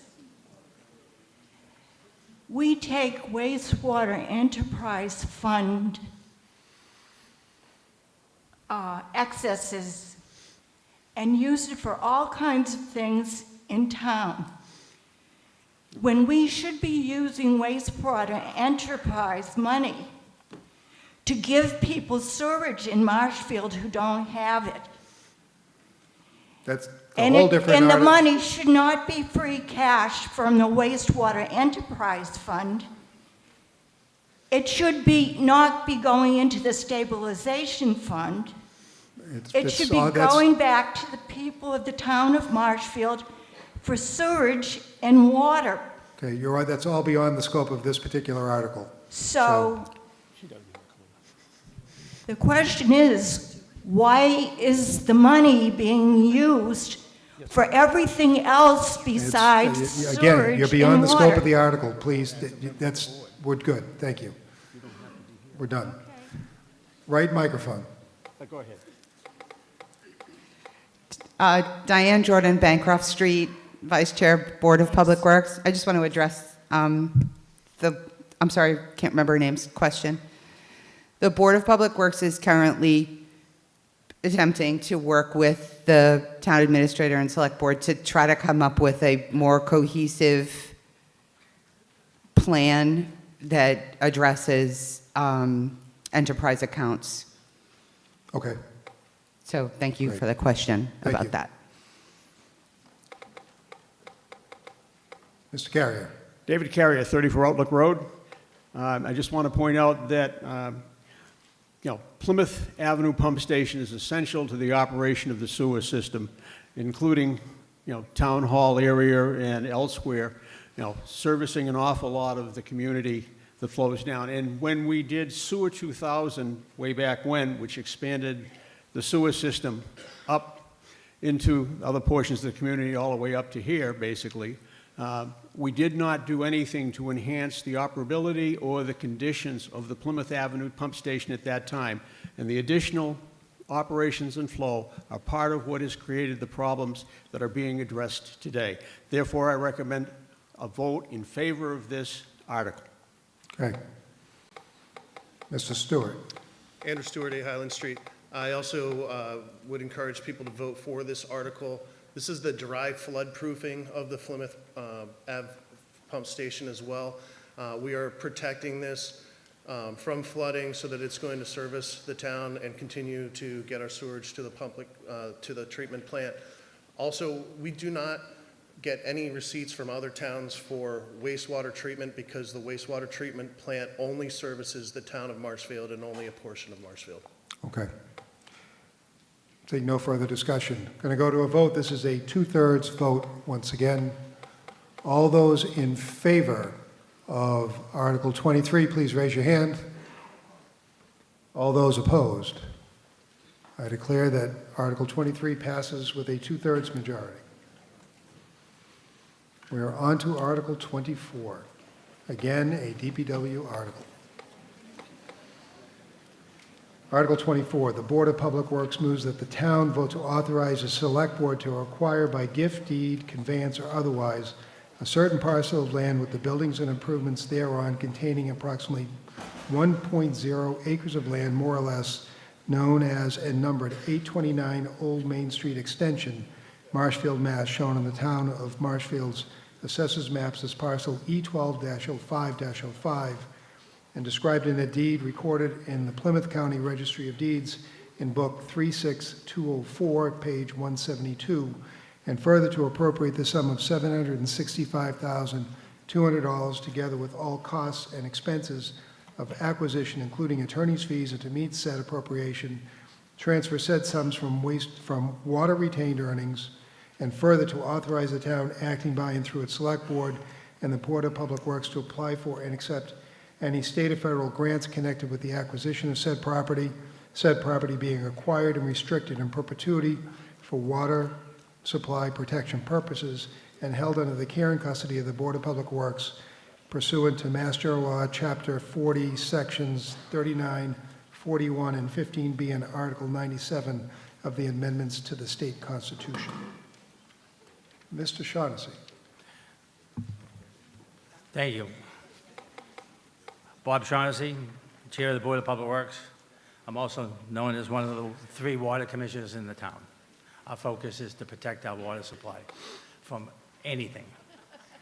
This parcel came up last summer.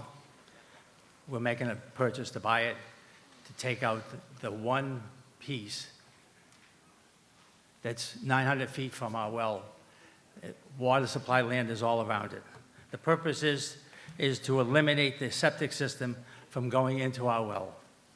The location is right at the gate of the Furnace Brook well number 4. The parcel has 3 sides of it already owned by the town, and the Old Main Street is in the street in front of it. The parcel is, as I said, 900 linear feet from the wellhead. The zone 1, which is at the pump head, is 400 feet, which means we only have 500 feet of buffer between the septic system and the zone 1. What is Furnace Brook Well 4? This is one of our most productive wells in town. It's yielding 1,000 gallons a minute. It's in large grain-sized sand, also known as the Whaler Pit. They took all the sand out years ago because of the great sand that was in it. The soils have no buffering capacity. Whatever goes in onto the ground will be in the well and in short order. PFAS, other emergency contaminants, even an advanced wastewater treatment system will not treat it. It will be in our well. The purchase price is $765,200, and it's all being paid for by retained earnings. There is no borrowing. We have a signed purchase and sale agreement We will apply for a state matching water supply grant when it comes out in the spring. We need to own the land around our wells to protect our water supply. I urge and request town meeting to approve this article to protect our water supply. Thank you very much. Okay, advisory board. Okay, supported, no comment. Discussion from the floor. This is going to be a 2/3 majority vote again. Right microphone. Brian Smith, 79 Magoon Path. How long has that single-family house been there, and has there been any studies that that septic does affect? Mr. Shaughnessy? We've done studies all over it. The parcel's been there. We look at all the available parcels along our water supply to do it. The previous septic system has been going into the wastewater, and with all these emerging chemicals, PFAS, with these treatment systems don't happen. They don't clean it up. We're taking an advanced step to protect our water supply. We don't need the septic system in our water supply. And then, if purchased, is that single-family house staying there? No. Is it being demolished? And then is that an additional cost, and do we have an idea of what that would be? Mr. Shaughnessy? I don't have a cost for that.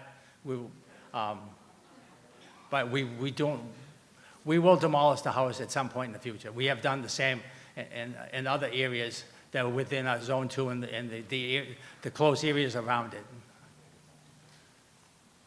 We also have town forces that can take it down ourselves at a cost savings. All right, thank you. Mr. Carrier? David Carrier, 34 Outlook Road. This particular house and its location, as Mr. Shaughnessy has clearly pointed out, is in a direct impact area for Furnace Brook 4. Right now, Furnace Brook 4 is the one well site that currently does not have to have any treatment other than what it's pumping. And preserving that is a positive thing because the cost of operation, if we have to add carbon filters and the like, in order to remove polyfluoroalkyl substances, they have to be very rigorous and capable, and in many cases, sometimes they aren't. And we all know that the PFAS is a growing concern. All of the examinations for the 6 that are currently regulated indicate that the other non-regulated PFASs in certain aspects contribute to the impact that the PFO, PFOS, and the other 4 that are not currently regulated. And in some cases, we have a couple of situations. I talked to the water supervisor this morning, and we are getting closer to the 4 parts per trillion in a couple of locations when it comes to the PFOA and PFOS. And when that happens, we will have to add the best and cheapest way to keep water pure.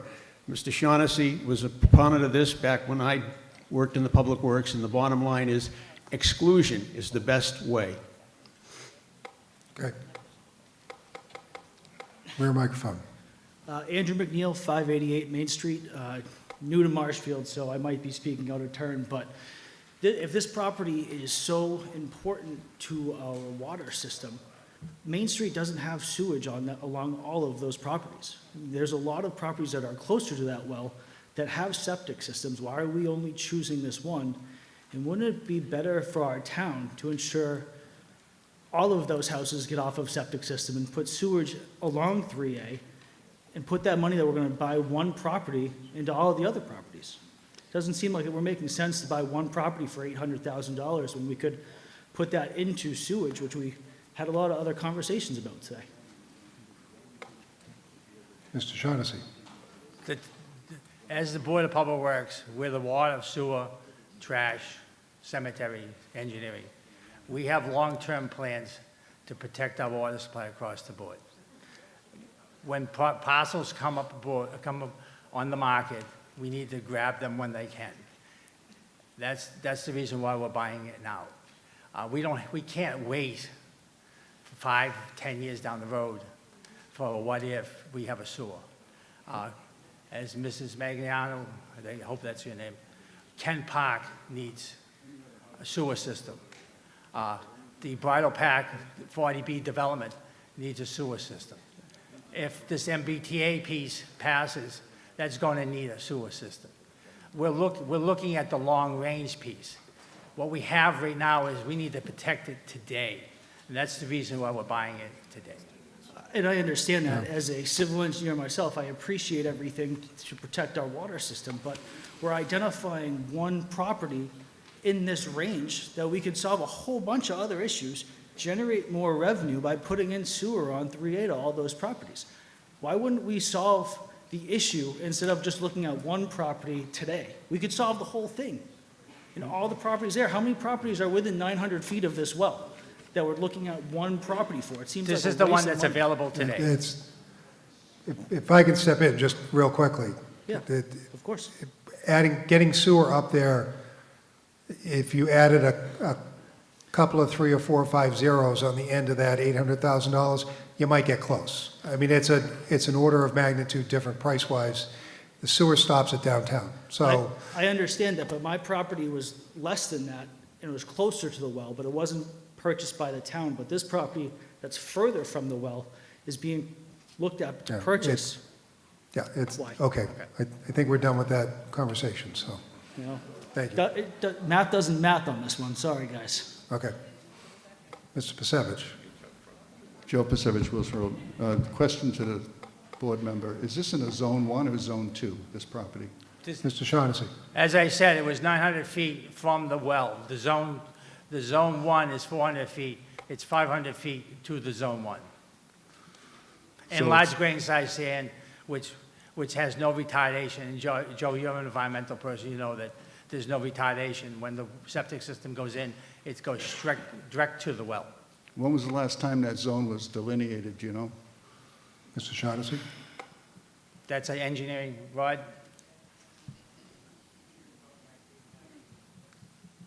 Several years ago. Okay. You know, I just, it might help inform people that the reason why we're buying this, and I'm in favor of this, is because it's in such close proximity to the well compared to other houses, that whatever might get dumped into the water table through the leachate is going to get sucked into the well like really fast. And so that's why you want to get properties that are this close, even 900 feet. You know, as you go further out, it's a different story. I'm being told, I've heard that this is going to be a borrowing, or this is? No, this is for cash. This is for This cash? is out of the enterprise, water retained earnings, and we have enough money in the water retained earnings. Okay, I that we thought I just heard got back Mr. this Murder, week. you say it was a 2/3 vote, but okay. So it's coming right out of the retained earnings. Now, why is the DPW using their funds to buy this, but we're being told that the select board is acquiring it? Wouldn't this be, if this is purchased by retained earnings, retained be part of the DPW under their jurisdiction? And it's acquired through the Select Board and/or the Board of Public Works. That's just terminology. Votes to authorize the select board. It's to under the acquire- care and custody of the Board of Public Works. Oh, county care and custody. Thank you very much. Left microphone. Tina Shea, Careswell Street. So the purchase price is $765,000 and change. The list price is $659. Why the price difference? We're paying the tax assessment, the current tax assessment for the property. Okay, and then what is the plan for the structure on the property? To be taken down at some point in the future. We don't want any gardening, we don't want any agriculture, we don't want any pesticides, we want nothing to happen. It's water supply land. So you're going to be coming back looking for more money for that? No, we're looking to do it through town forces, as the superintendent of public works said that we can do it through town forces. Thank you. Diane Jordan, Bancroft Street, Vice Chair of the Board of Public Works. So this is being purchased because it became available. The department and the Board of Public Works doesn't shop around Marshfield and offer money on houses. This became available, and it's an opportunity for us to provide a little bit more protection by removing the possibility of anybody buying this house and operating the septic system. So the wastewater is not going to be processed through this house. when we buy it. And eventually it will come down, but the point is that the septic's not going to be running. And in terms of the sewer, so we're also, trying to kind of work with discussing with the select board and town administrator and the engineers on a long-term plan for sewer, but $765,200 is not even a drop in the bucket for what it's going to cost to run sewer through Marshfield. So it really is, just can't compare them. Just to answer the last gentleman's question about the 765.2 in, reference to running sewer through there. Okay, great, thank you. Go to the last speaker, and we'll go to a vote. Steve Lynch, 50 Central Street. So I'm completely in favor of protecting our water supply. However, this house, if someone buys it, is going to have to upgrade the sewer system to one that is a good sewer system that doesn't leach off into the field. There's other houses around that are, every time we buy a single-family house in this town and take over control of it, we all pay the increase in the tax levy. And it's not just a single purchase. We do this with CPC funds all the time. We buy property and take it off the tax rolls. And I just don't see how one house 900 feet away from the well head, not just the well is further out than the well head. So there's other houses within the well area, right? Is that correct? There's houses further out. But that's in the well. We're talking 900 feet to the well head when you say 900 feet. If you look at the map, I don't know, it's the one parcel that's surrounded by water supply land, and it's sitting right at the edge of. All right. Well, I'm not going to belabor this point. I'm not even going to vote against this article. I'm just saying that we have to be careful every time we buy a piece of property and take it out of the tax levy. It's it's a continual process that we do with CPC funds and DPW funds. All right, thank you. Okay. We're going to go to a vote. This is again as a 2/3 vote. All those in favor of Article 24, please raise your hand. All those opposed? I declare that Article 24 passes by 2/3 vote. Thank you, town meeting. So that finishes our financial articles, and I believe it's prudent at this point to go forward and start the MBTA article, which is Article 12.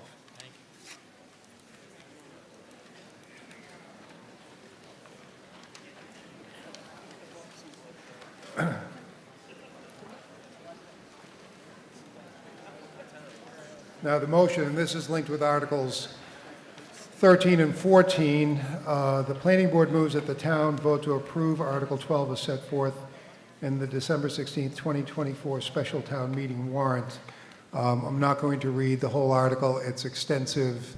You can certainly take a look at it. I believe most people know what the gist of this article is about. It's going to be a majority vote once the vote comes. I do have a couple of comments. I read several times from people, why are we bringing this, why is the town bringing this back forth again? We already said no. Well, there is new information, and a previous town meeting does not encumber a subsequent town meeting to bring something back up to vote. You can, there have been articles, and this is going back to the gentleman who talked about the sewer. I think it took four votes of town meeting before the article was properly dealt with the concerns of the citizens at the time. So articles can come back to town meeting several times. And there's new information at this point in time that the planning board is going to give to people. You can weigh that information, decide whether it is important to the context of the vote or whether it is not. That's your decision to have. So I just want to explain that this is it's completely legitimate to bring the article back up so long as there's a reason to bring it back up.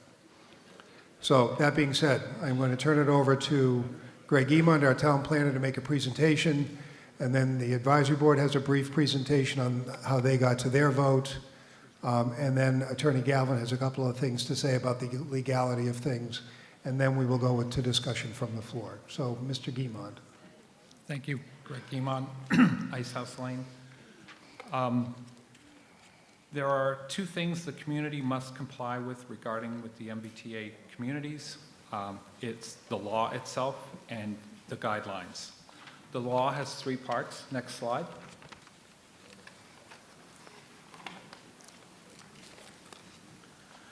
Section A, MBTA community shall have the zoning ordinance or bylaw that provides for at least one district of reasonable size which has multifamily housing permitted as right. Said district shall have a minimum gross density of 15 units per acre. Said district shall be located not more than a half mile from commuter rail station, subway station, ferry terminal, or bus station if applicable. We all know it's not. Housing cannot have age restricting, and housing must be suitable for families. Next slide. Section B talks about discretionary funding that a non-compliant community will not be eligible for. There were 4. There were 13 that they have now added officially.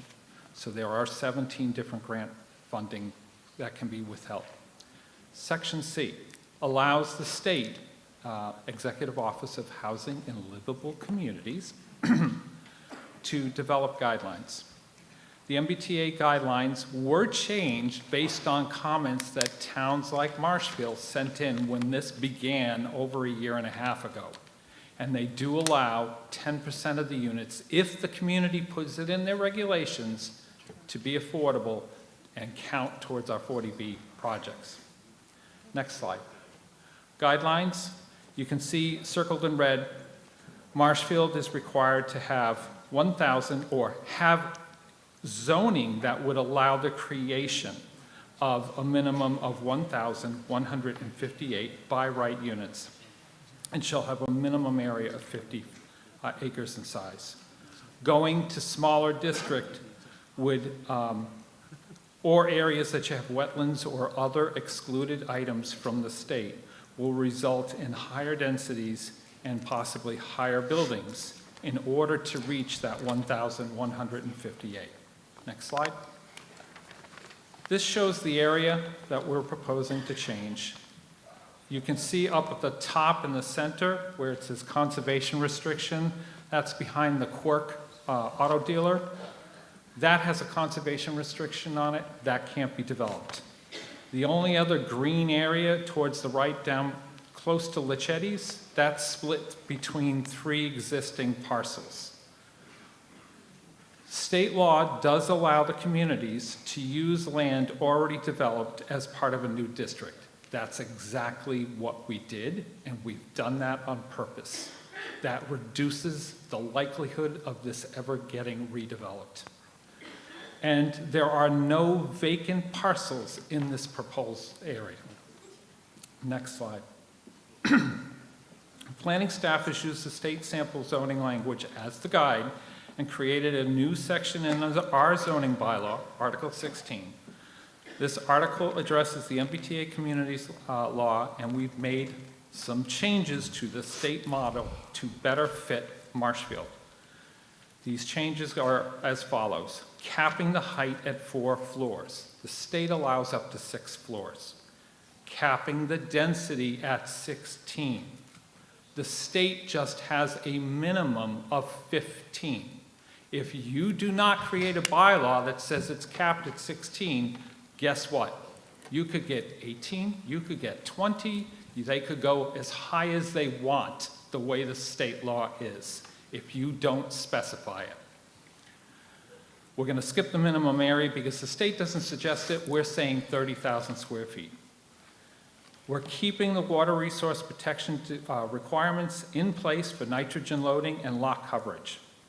The state zoning, the town zoning bylaw has a higher nitrogen loading requirement, or more restrictive, 5 parts per million versus the state, which is 10 parts per million for Title V.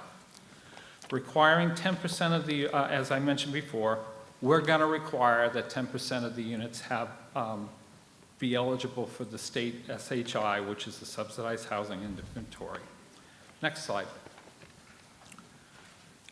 In February 2024, the Attorney General filed a complaint against Milton, and it's seeking a declaratory injunction for relief because Milton has not complied.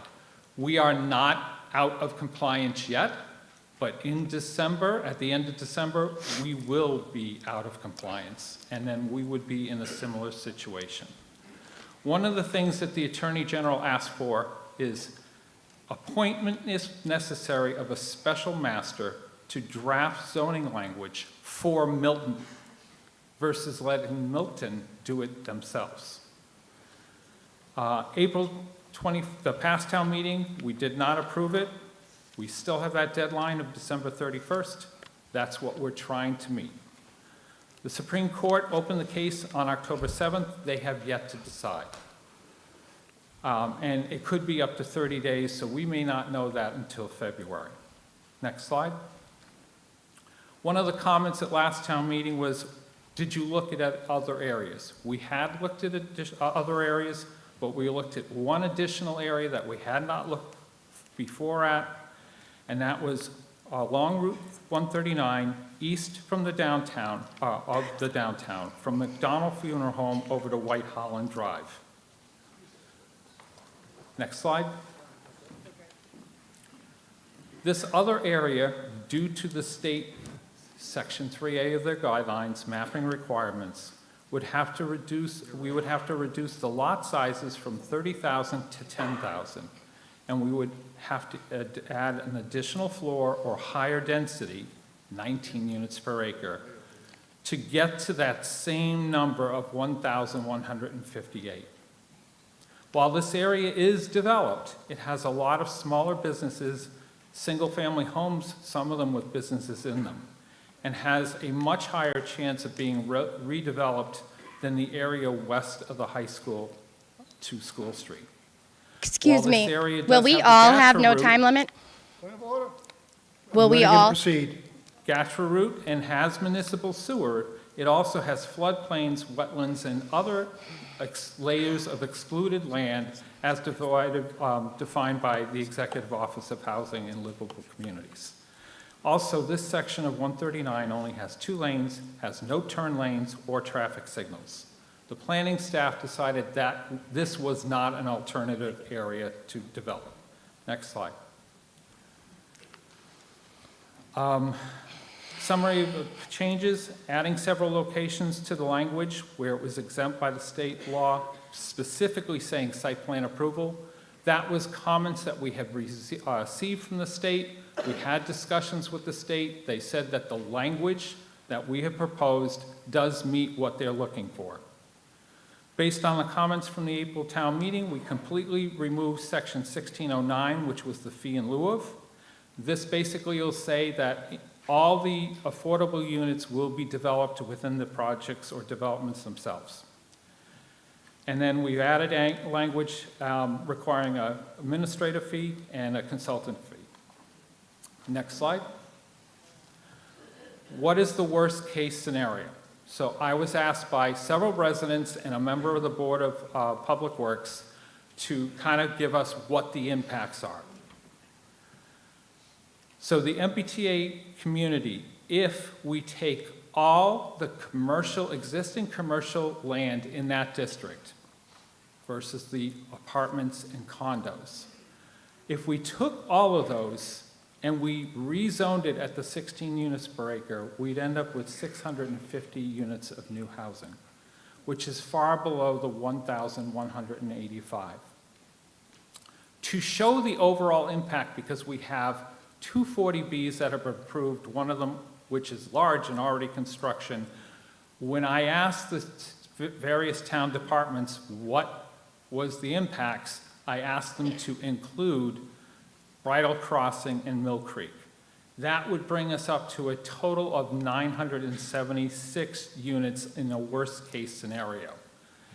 I did that on purpose because I wanted to make sure everybody knows this is what's going to happen, but this is not going to happen tomorrow.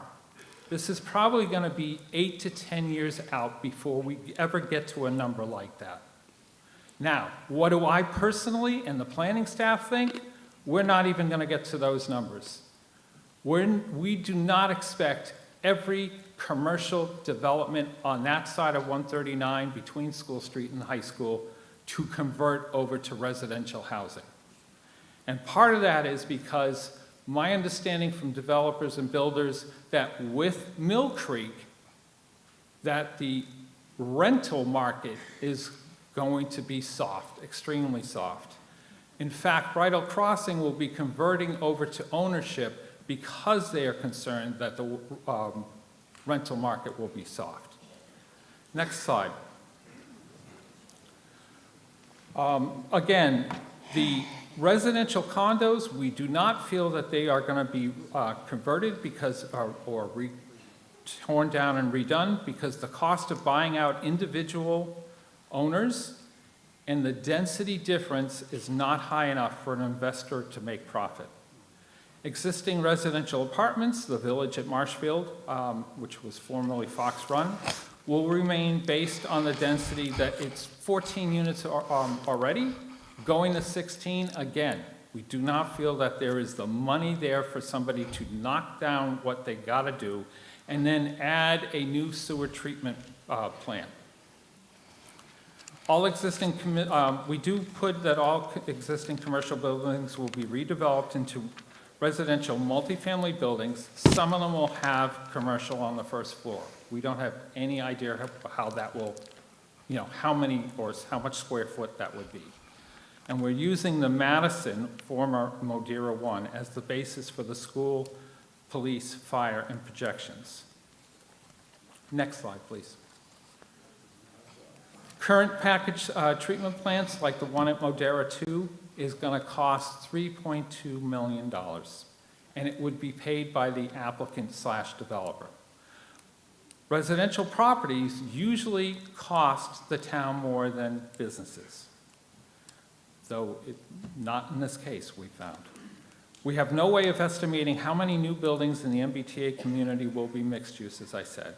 And again, I just want to stress, this is not something that's going to happen overnight. This is going to take years to get to. Next slide. So that's your population. For the last 30 years, we've been hovering around 25,000 people.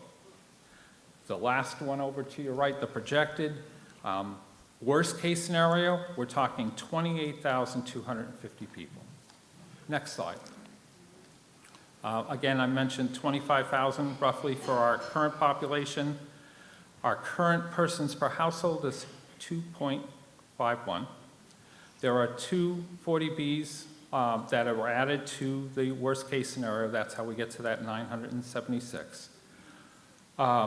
When all these units are built, we could expect approximately 2,450 new residents in the town. That increase is about 10% in our population. And please note, this factor does not include the new ADU or accessory dwelling unit state law. We do not have any way of estimating what those numbers will be in the future. Next slide. All right, there's a lot on this slide. What's in red was the Modera, and that's the information on the schools and the number of students. And then what you see in the black on the columns to the right are the MBTA 650, Modera 2, 270, Bridal Crossing at 56, and then you have a total column. And Modera 1 is currently 88 students. And if you add up the MBTA, which is 231, with the other two, you get 347 students. Additional costs for all three developments to elementary schools is $500,000 per year. Additional cost for all three developments to the middle and high school was $340,000 per year, for a total of $840,000 per year. Again, this information was provided by school department. Next slide. These are police fire calls per housing unit. I grew up here, and I was always told for years, Fox Run and Castle Green and all, the cops and police are there all the time. Actual by unit, it is proprietor's green that we have most of the police and fire calls. I should say mostly fire calls. There are police calls. Projected additional police and fire under the worst case scenario, police would be 741, fire 448. The police department, based on the 10% increase in population, basically said they would need $600,000 per year for 5 to 6 new officers, plus 2 additional cruisers at $150,000. That's not every year for the new cruisers. Fire department would need 6 new firefighters / paramedics, plus an additional ambulance. That's roughly $500,000 per year, plus 1 ambulance. Again, $500,000, not every year. Next slide. All right, here's your parcels that are commercial, that are the potential for that worst case scenario.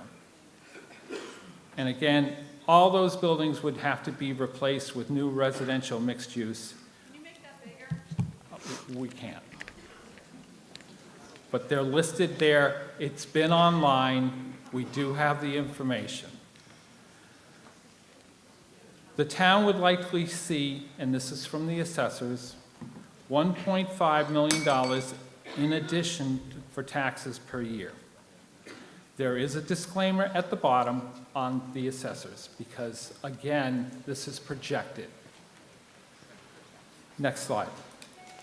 So here's your hypothetical worst-case scenario. New taxes collected, the $1.5 million. Additional Chapter 70 funds, and this is just for the MBTA's 230, for that 930 to 73. I had not known about Chapter 70 until recently.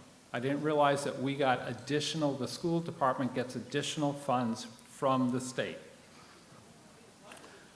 Schools, 840, police, 600, as I mentioned, fire, 500, general services, meaning roughly the town hall people and stuff, 250. Those are our estimates of what those increases would be.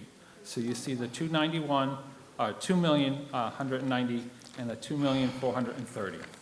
And again, this is based on the information that I've gotten from the other departments. Next slide. Why should you vote for the zoning article? The governor and the state are clearly pushing this. They will come up with other ways other than grants to penalize the communities that fail to pass this change. We are seeking the Supreme Judicial Court to allow for a special master to decide where zoning districts will go if we fail to pass. The special master may not require that 10% of the units are affordable. And remember, the state language says 15 units per acre. We're capping it at 16. Thank you. Thank you. Advisory Board. Thank you, Mr. Moderator. The Advisory Board has spent a considerable amount of time looking at this article.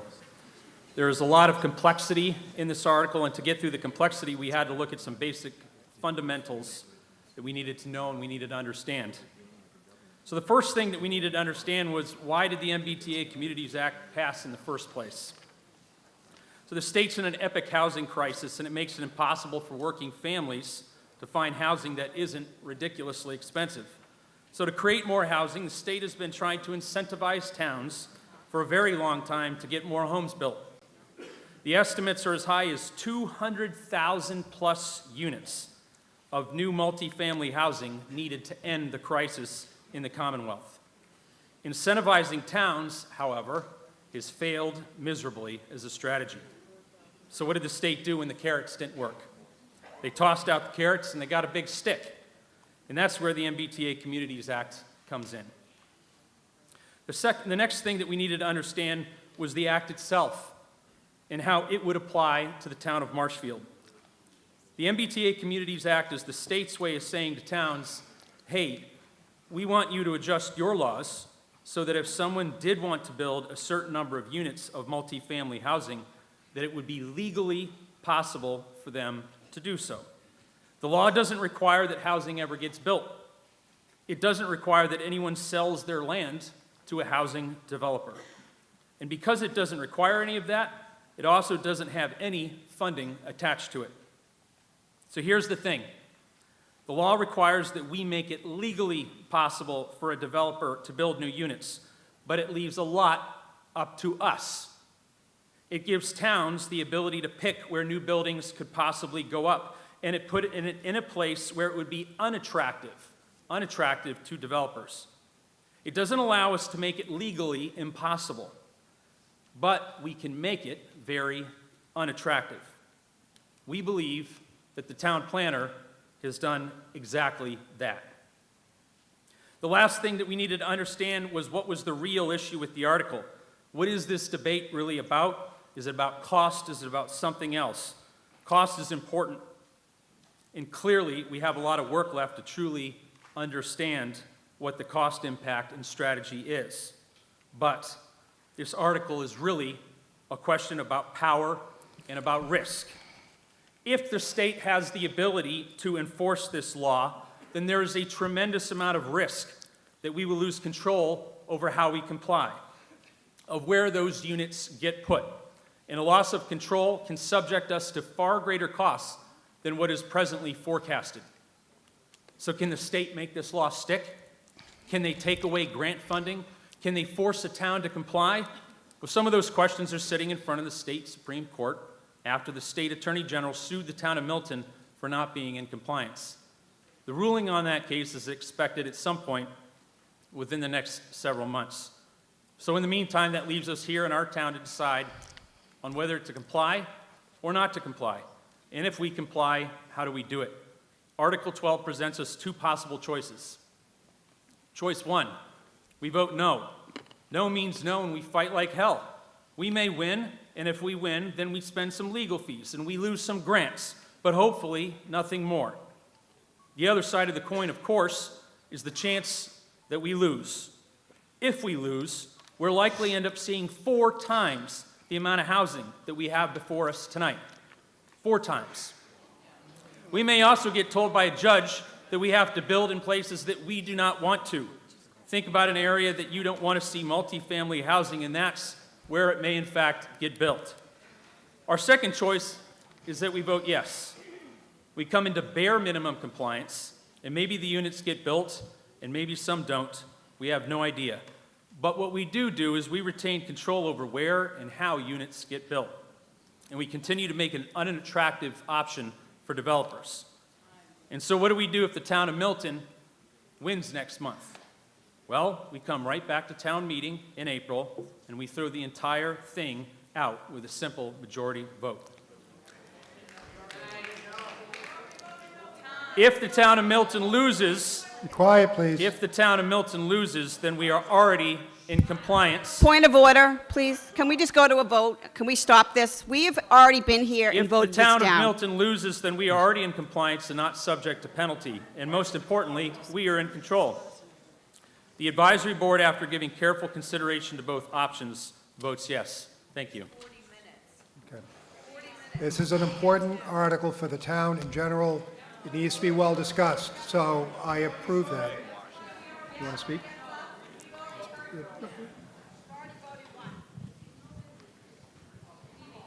Robert Galvin, Town Council, 26 Aunt Lizzie's Lane. It's my opinion that if the town votes these articles down, more than likely than not, you'll be placing where this zoning district will be located and what it will look like into the hands of the state that created this law, a judge or a developer, and lose what is most important to us, which is local control over where this could potentially go, if at all. Okay. That's it for the presentations. We're going to go to discussion from the floor. This is going to be a majority vote when we finally go to a vote. I would say, as somebody said, we've already discussed this. There's some people that may not need any more information because you've already made up your mind, you're not going to change your mind, that's the way it came in. Either way. But there may be people that do want to know this information so they can make an informed decision. So that's why it's important to have a presentation that outlines all the possibilities that are out there. Okay, that being said, right Hi. microphone. Muriel Tosi, 745 Union Street. I just wanted to address this question to Mr. Rick Smith on the advisory board. Mr. Smith, do you work or are you affiliated in any way with Vicinity Energy? I don't think that that's Yes, relevant. it is completely, I'm not going to ask a dumb question. Do you wish to answer that or not? No, he chooses not to Okay, so answer. I looked him up on LinkedIn. He works for Vicinity Energy. What I want to know is, does your company have any involvement or potential involvement with providing energy to the MBTA communities in Marshfield or any other MBAT community in Massachusetts? Do you choose, please, do you choose to answer that? No. He's not obligated to answer those questions. Well, I'm going to tell you something right now. I listened to him the other day on TV, and he claimed that the people who are opposed to this don't want people that don't have a certain bank you know, account, we're that don't look a talking certain about way. this- No, wait a minute. You didn't This has to interrupt do with- anybody talking- speaking. Excuse and me, you're I have 2 interrupting minutes. Residents. No, I have the floor. I'm telling you right now, he doesn't know the townspeople. We don't care about that. We Okay. care about how much we're going to be taxed. And if he has a issue is- hand in doing this to our community with the energy if company, you- then it makes sense why he said we're disgusting That's to it. him. Okay, here's the thing. These people that are up here in front of you did not ask for this to happen. He didn't answer This my state- question. You could have this- just answered it this yes or no. state didn't come in with our permission and didn't ask Marshfield if they wanted to have it. These people are doing the best they can to deal with the situation that was thrust upon them. No. I will If not get into... If he is working for a company that has to Listen. do with our communities, that is I our don't want to business. shut your microphone We're off, the but I CEO will. of this town, not you people. We pay you. Listen, what I'm saying is, Such stop. disgusting. No, I'm not getting into a personal thing here. This is my point. If you have questions or comments about the act, that's fine, bring them up. It's not a personal thing. It's a personal dot. I'm connecting dots here. Well, the dots Okay? aren't going to be connected And in he that won't way. answer, so answer my question. that's it. I'm If- from Marshfield, and he obviously you isn't, because he have- doesn't know this town. We're great people. This is the most welcoming community. Okay. And he should never say that we We're done. discussed him. We're done. Shame on you, Mr. Rick Smith. We're done. It's uncalled for, and it won't happen again, because I'll shut your microphone off, who's ever saying that. Deal with the article. I mean, I understand that there's a lot of Then let people- emotion around this, and that people feel strongly. That's fine. Feel strongly. Don't make it personal. Left microphone. Jackie Mason, 1415 Ocean Street. I have a question first. Who put this out in front in the lobby? I don't know what that is. This piece of paper right here, what MBTA will do, yes or no? Who put this in the front lobby? Who's responsible for writing this up?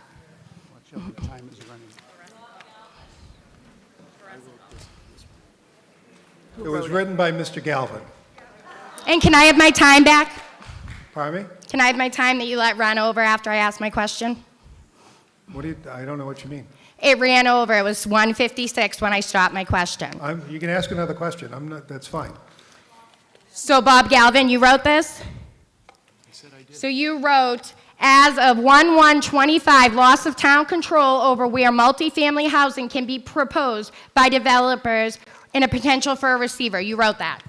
That's exactly what I wrote. Okay, great. I reached out to Patrick O'Connor and I asked this question.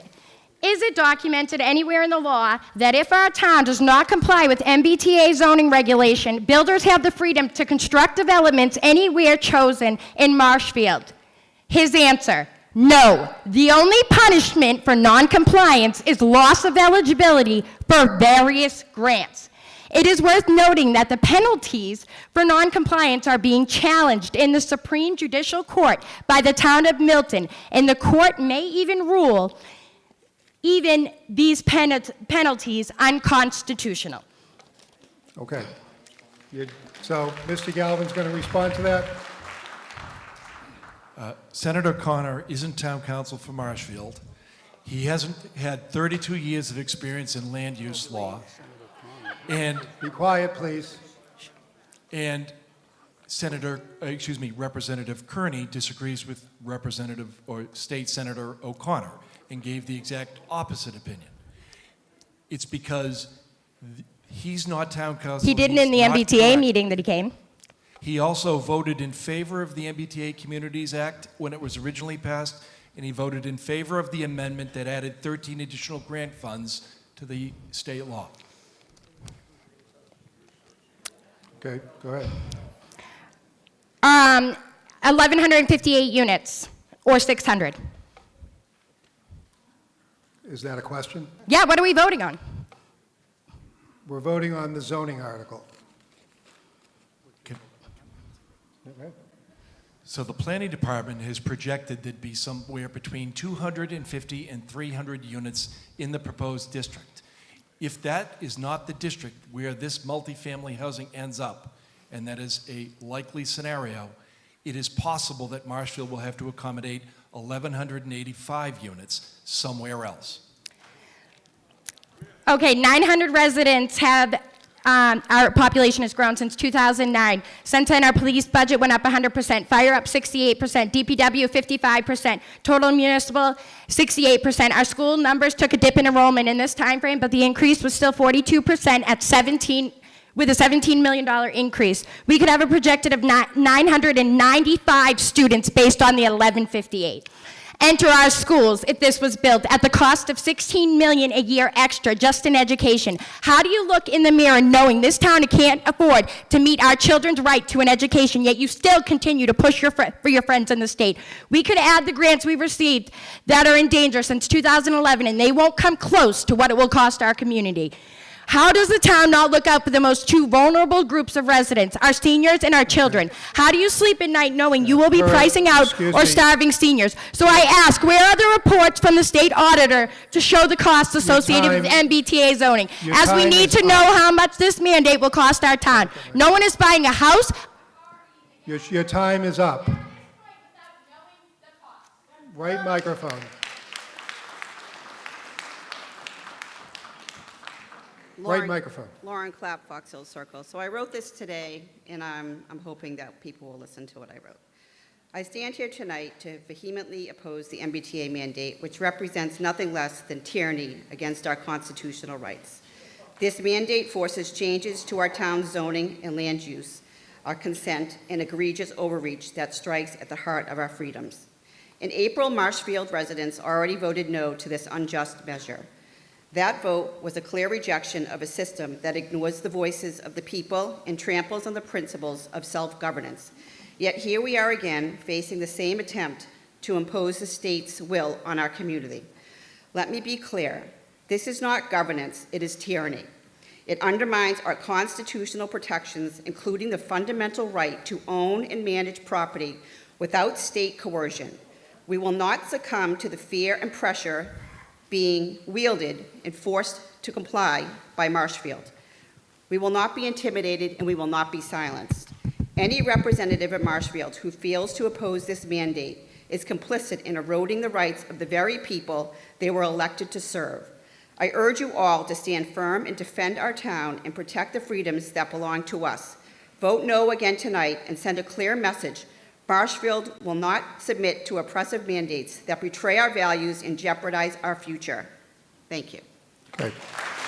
Left microphone.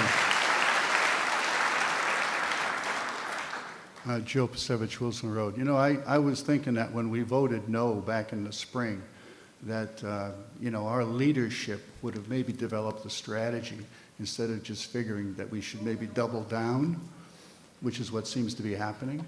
But at the same time, I want to give the planning department some credit. They did some in-depth work and in-depth research, and they found, and maybe this can be confirmed, only one other place in town where this could possibly go.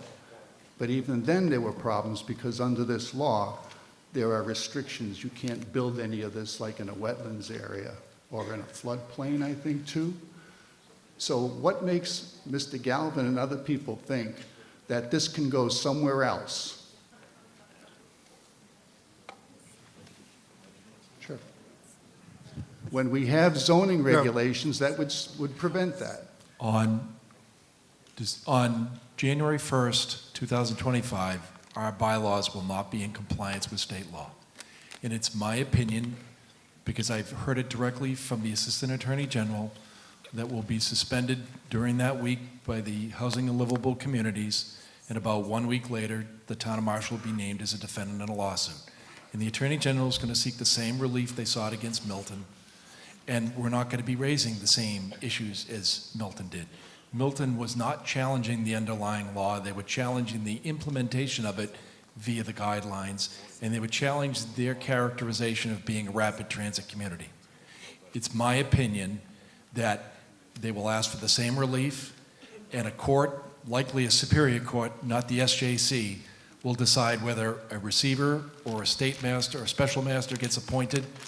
And in the meantime, and I've explained it in detail to those persons that have wanted to listen, it is my opinion that a developer could come in and propose this to do it anywhere by right in the town of Marshfield. And that's been vetted by a number of other people, and it would be grandfathered from any subsequent zoning change, place it into a zoning as of the date of the application of the permit. I haven't explained that rationale to anyone that wanted to listen. And I'm asking you to consider, do you want 300 units where it's unlikely to be built, or face the prospect of the state that put this onto us? Just a moment. Put this onto us and having them decide where it'll be. I asked a simple question, okay, and you went into a big, long, illegal argument, which we're not equipped to get into right here. This is not a courtroom. Okay. Next thing is, again, I give credit to the planning board. I want to know, Mr. Moderator, what has the MBTA done for Marshfield? What do they do for us now? I'm asking the planner, not this guy. My knowledge is we're an adjacent community. The definition is that the next town over has MBTA. I believe that's the, Greg, is that the definition? For the adjacent community, yes. Our money actually goes to GATRA. It does not go to the MBTA. Our MBTA assessment goes to GATRA. But we're in this fix because we are an MBTA community, correct? Correct. How did we get to be an MBTA community? I don't know. Do you have any thoughts? Probably 25 years ago, Marshfield was added to the MBTA list by the state when they were looking for additional communities to increase funding for the MBTA. At one time, we had a yellow MBTA bus that went to the high school and brought people up to Braintree, but that has not been running for many years. So if we're not an MBTA community, we're not subjected to this. We are an MBTA community because we're listed just like we're part of MAPC. We're listed by state law as within the district. Chapter 161A, and again, I want to turn this into a courtroom, says that communities can elect to join, and they can also vote to leave MBTA communities. There's precedent for that. So I think we did not consider all of our options. We shouldn't even be here voting on this. I'd be in favor of postponing this, but it's more important to vote no, because the more no communities are, the more leverage and the more weight we have together to take this on in a class action suit and challenge everything and win. So we need to stick together. Please. It's one thing for the AG to go after one little town like Milton, okay, or one big town like Milton, but let them think twice about taking on 30 or 40 towns. Okay. And Halifax just voted overwhelmingly tonight to defeat this. Okay. We need to join our brothers in Halifax and join the other towns, because this is an outrageous mandate. And shame on everybody up there for not doing what had to be done to prepare for the alternative, which is the fight, which has to be done. Right microphone.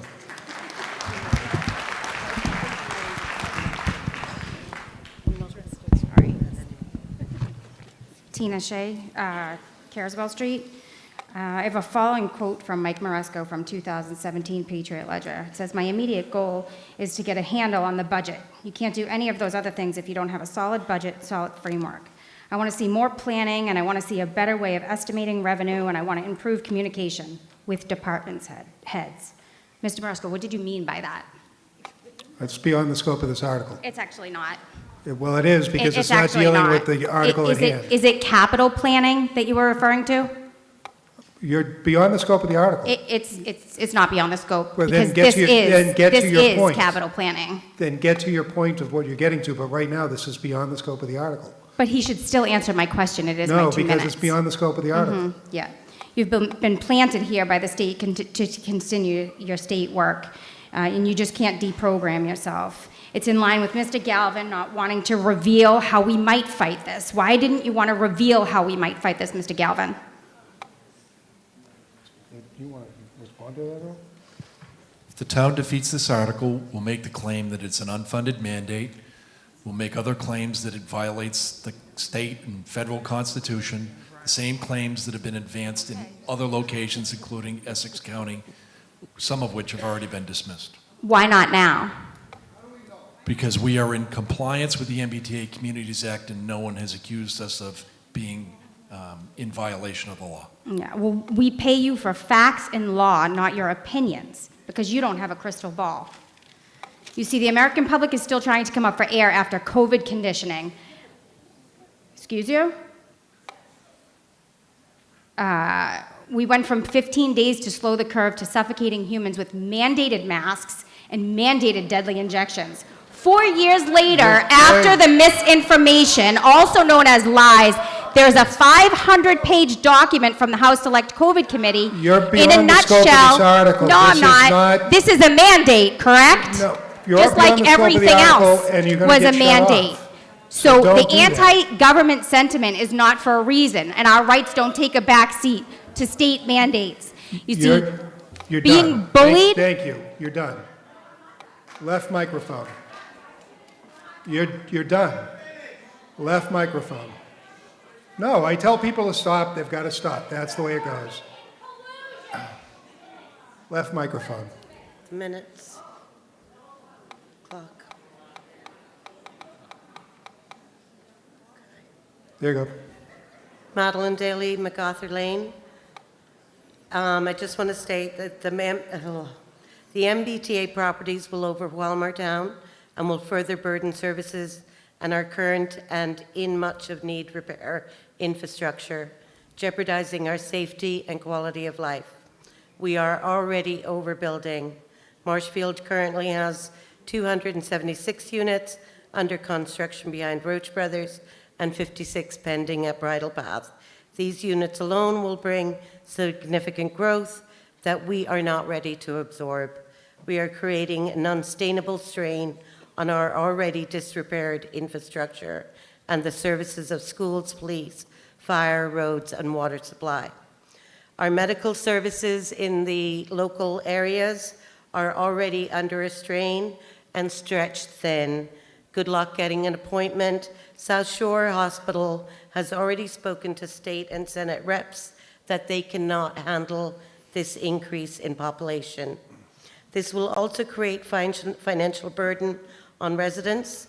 The influx will lead to higher taxes, increased homeowners, flood, and auto premiums, raising costs dramatically for residents, which will force many to sell or lose their homes and severely damage our community's livability.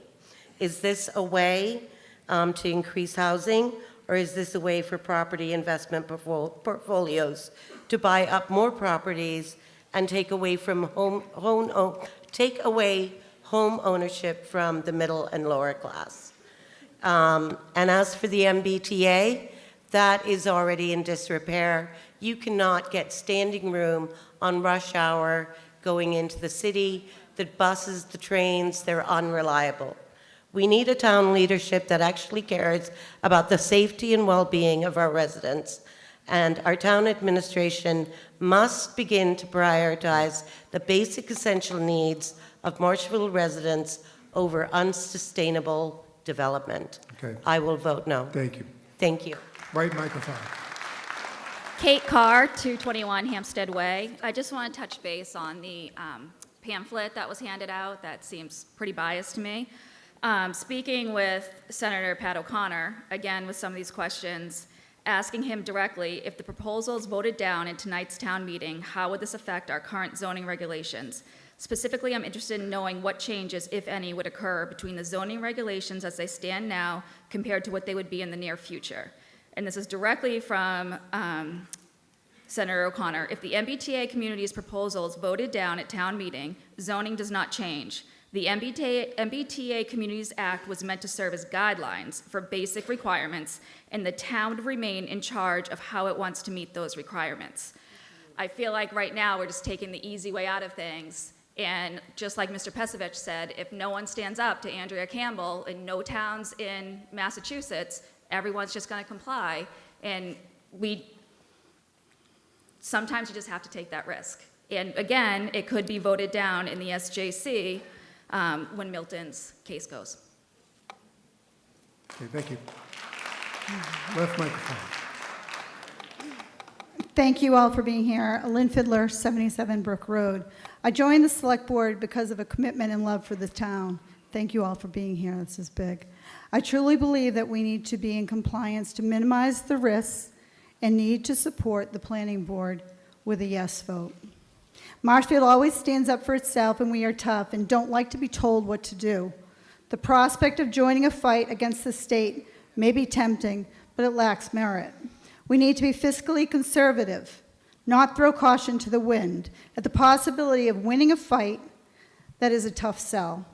Our town needs to be in the driver's seat. Our town needs to have this bylaw to keep control over this zone. This zone is the best area that meets the criteria identified by the state. And it is almost built out. We just don't know what a court-appointed master will do.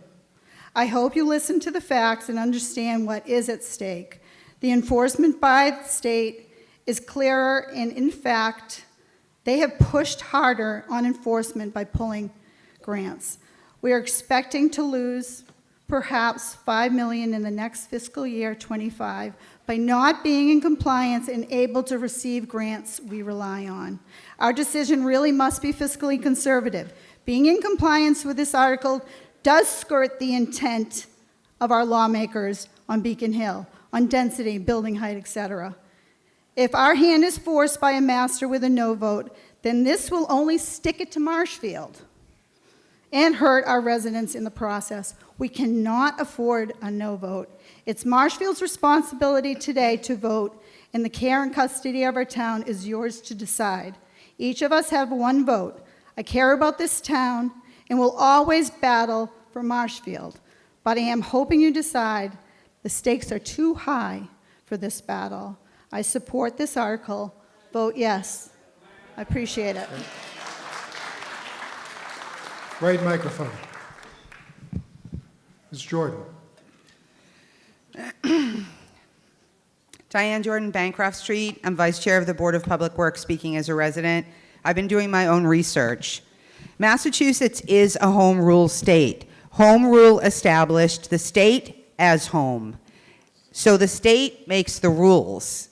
Town meeting votes to create bylaws, but our bylaws must conform with state law. That is the law. And ultimately, it is the state that determines zoning law, which our bylaws must follow. That's how Massachusetts is set up.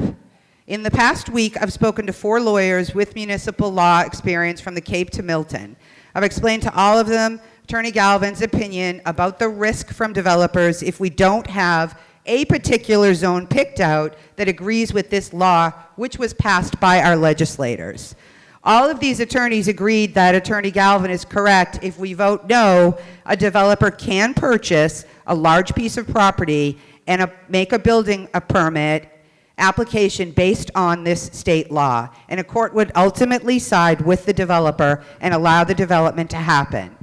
Today I spoke with Representative Patrick Kearney for over an hour. He also agreed with Attorney Galvin. The bottom line is that right now, the MBTA communities is a state law, and if we're not in compliance as of January 1st, we'll have an open zone, for lack of a better description, which a developer could absolutely take advantage of, and why would they not?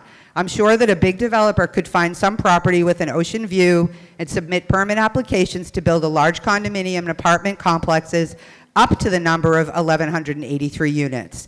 They would not be affordable housing because they would not be forced to make it affordable 10% as in the planning board zone. And we would, again, be at the mercy of 40B requirements, which we're not currently. Anybody who knows me knows that I am most often challenging the people on that stage, not agreeing with them. So it gives me absolutely no pleasure to stand here and say that I do agree, and our best case scenario is to get out of this thing with the least amount of impact, the planning board's chosen zone. Your time's up. Thank you. Left microphone. Yes, John Kramer, 22 Rayfield Road. It's time for state and local governments to stop doing things behind our backs. It's also time for state and local governments to be upfront with us about everything instead of keeping us in the dark about anything. It's time for the state legislature to repeal the MBTA Communities Act because the MBTA should not be dealing with housing issues. They should be dealing with public transportation issues. The Commonwealth of Massachusetts should not force our cities and towns to expand real estate development where we don't want it, where we don't need it, where it can damage our ecosystems. Massachusetts Governor Maura Healey should not be forcing our cities and towns in Massachusetts to build all kinds of foundations on our aquifers, plumes, and water wells, which will contaminate our drinking water. People want to drink clean water from a tap instead of drinking contaminated water from a cesspool or a toxic waste site. Marshfield is out of space for any kind of real estate development. The town of Marshfield and the Commonwealth of Massachusetts has not given us enough information and time just so we can ask questions, argue about where we should allow these projects to be built here. Where are these projects to be built and why these projects should be built here? And is it safe to build them there? Governor Maura Healey should stop playing games with our town to attempt to wreck our town and tear it apart. We said the no the first time around, and the state and the town should take no for an answer until our concerns and issues have been addressed. And our concerns and issues have not been addressed at all. So I say vote no. Thank you. Right microphone. Thank you. Bernie Dupuy, 6 Weathervane Lane. I read in the information that was sent out by the town hall that Mr. Maresco responded to about a 10-page letter questionnaire through Jackie Mason. Is that correct? Mr. Maresco? That is correct, sir. In that response that you gave to her, you said that you had queried both the police and fire department with a best case, worst case scenario. And the best case was the police for $600,000 to $800,000, the fire department from $832,000 to $998,000. Is that correct? Those are the figures that you put out? If they're in the letter, yes. Okay. Those are different figures than what we're hearing tonight, totally different than what we're hearing tonight. I also heard some figure put out by the school department that it was a cost of $700,000. There are currently 88 students from the Madison alone at a cost of $17,753. That's $1.562 million this year alone. $1.562 million this year alone. We were told when the Madison went up by some of the people sitting up here that, oh, don't worry about it. It'll have little if any impact on the roads and highways. Have any of you tried driving up to Route 3 lately? You've increased your commute time 5 to 15 minutes. It will have almost no impact in terms of school. 88 students already within 2 years at a cost of $1.57 million. A tax burden because they're not paying their share. They're paying $700,000 we're in deficit of another $700,000. I guess I'm standing here looking at the same people who told me, don't worry about the Madison, it's not going to be a problem, not going to affect your roads, not going to affect cost of town. And I'm asking if someone up there can tell me why I should believe you now.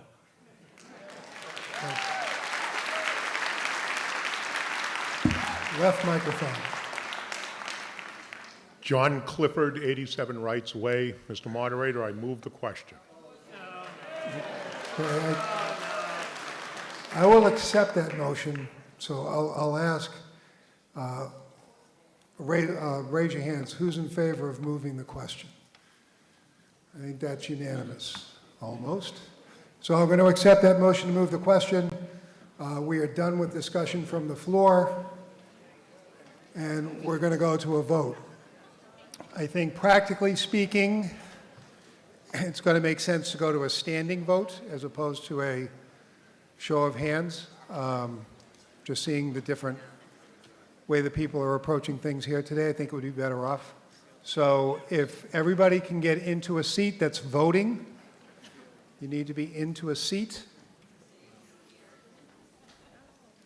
Katie, there's a couple right down front. Yeah. And if the officers can close the doors. So you have to be sitting.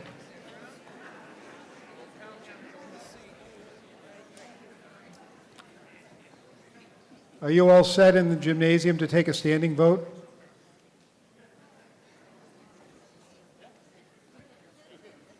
Okay, we're all set over in the gymnasium. So we're going to go for a standing vote. This would be voting in favor of the planning board plan. If the tellers can all stand so that you can see who your teller is.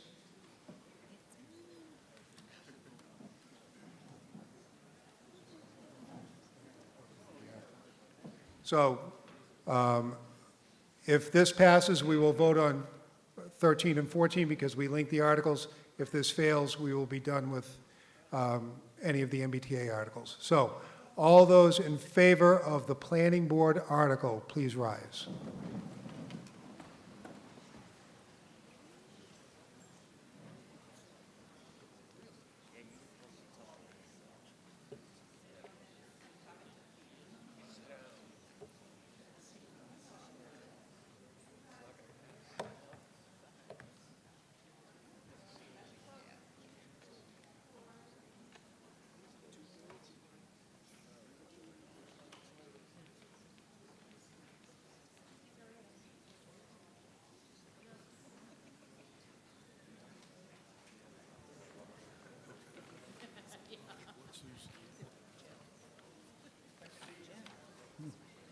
Yes.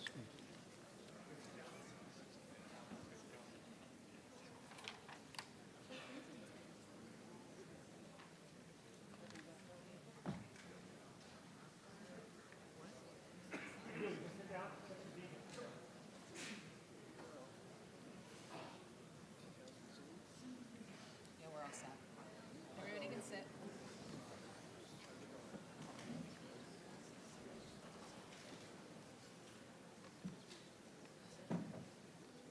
Are we all set, tellers?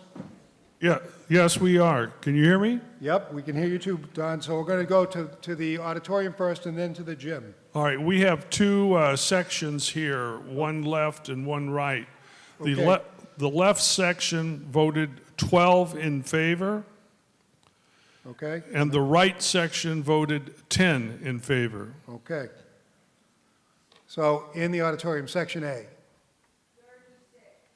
36. Section B. 51. Section C. 38. Section D. 29. Section E.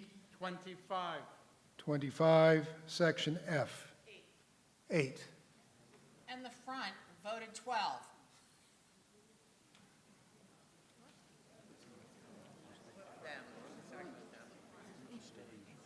What? Is that? So we're 221 for the yeas. Okay, now we're going to a, Would you repeat the B section, please? the B section was 51? Yes or no? 51. Thank you. Okay, going to go for the no votes. The no votes are against the planning board article. So all rise who are in the negative.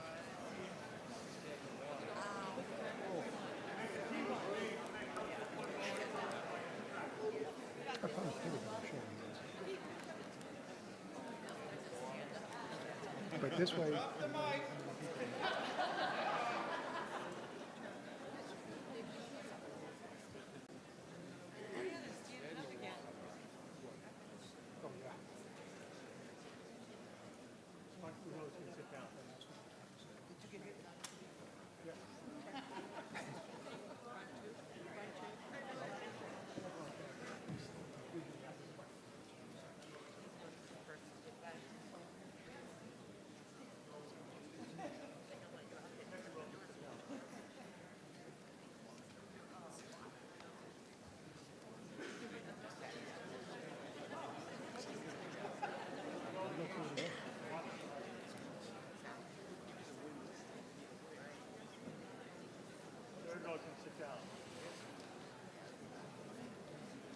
Third row, just the third row, just the third row.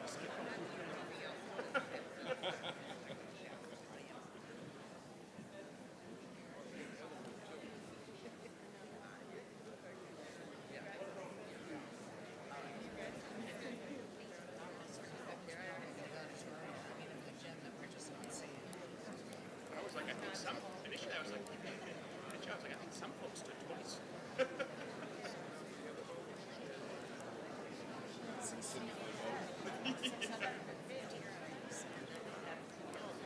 wish we had that. That'd get rid of that.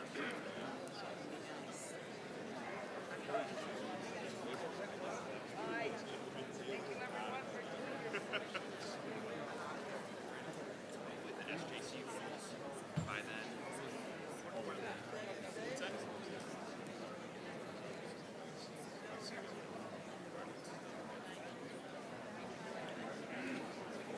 I know, right?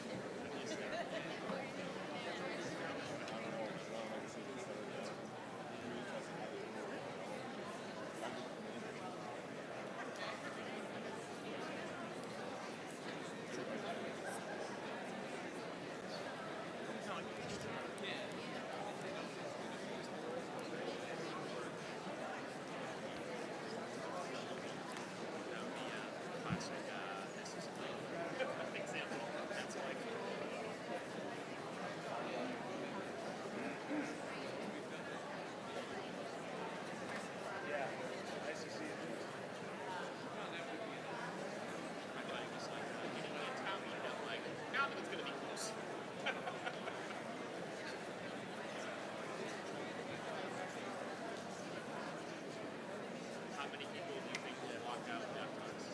Well, they're already leaving now. The doors are locked.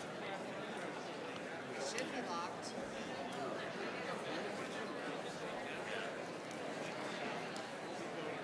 I'm gonna say at least half, maybe three-quarters.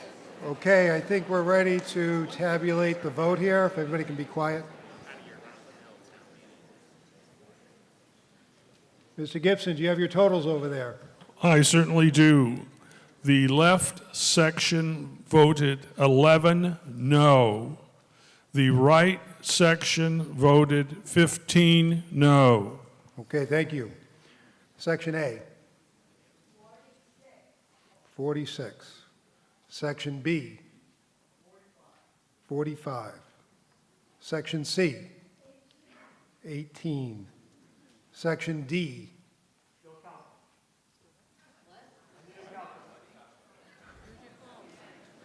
He's adding them up. He's adding. We're waiting on Section D. No, he's adding. Right. He's adding his homes. Yeah, it's up, down.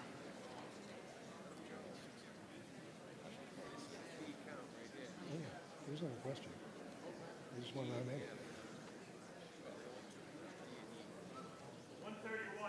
131. I need to be able to get the votes from everybody to put this to bed, so please don't. Section E. 105. Section F. 46. Front. 1.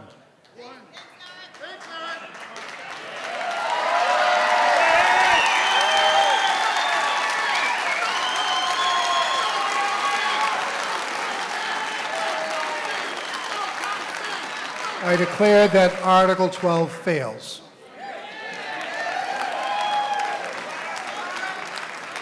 I'm going to make a motion that we're going to indefinitely postpone Articles 13 and 14. All in favor, please raise your hand. All opposed? That passes with a majority. I want a revote. I want a revote. Pardon me? I want a revote. I'm not going to revote. Okay. Why would I do a revote? Jim? Okay. I don't take reconsiderations ever. I mean, unless somebody came in and said there's a whole new piece of information that nobody ever considered, I've never done a reconsideration vote ever. It's a political ploy, and I just don't buy into that. So you leave here, you don't have to worry about the fact that there's going to be some other vote that changes things. I'm going to give a minute for everybody that wants to leave to be able to leave. Thank you. And then we're going to go on with the rest of the meeting. We are going to be taking articles at least up until 10:30. We'll see how far we get.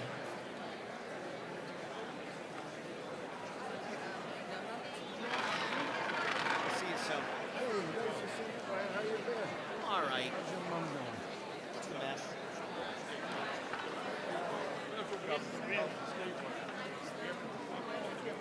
28.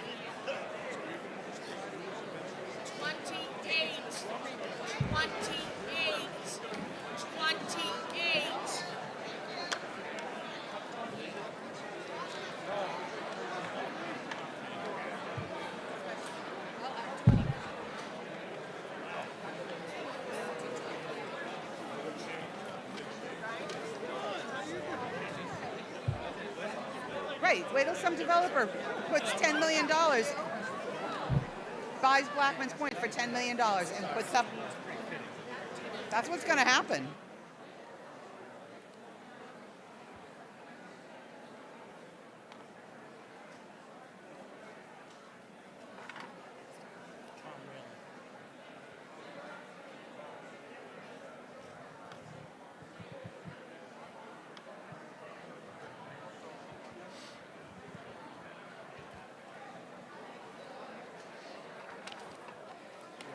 Yeah. Yeah. No.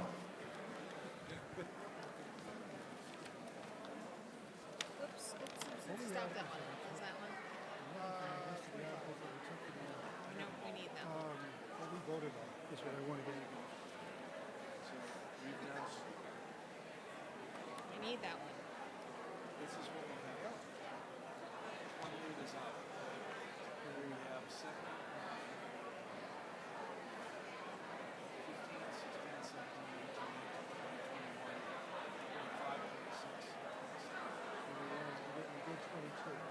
This is all passed. Yeah. And then we got the butters. Okay, everybody.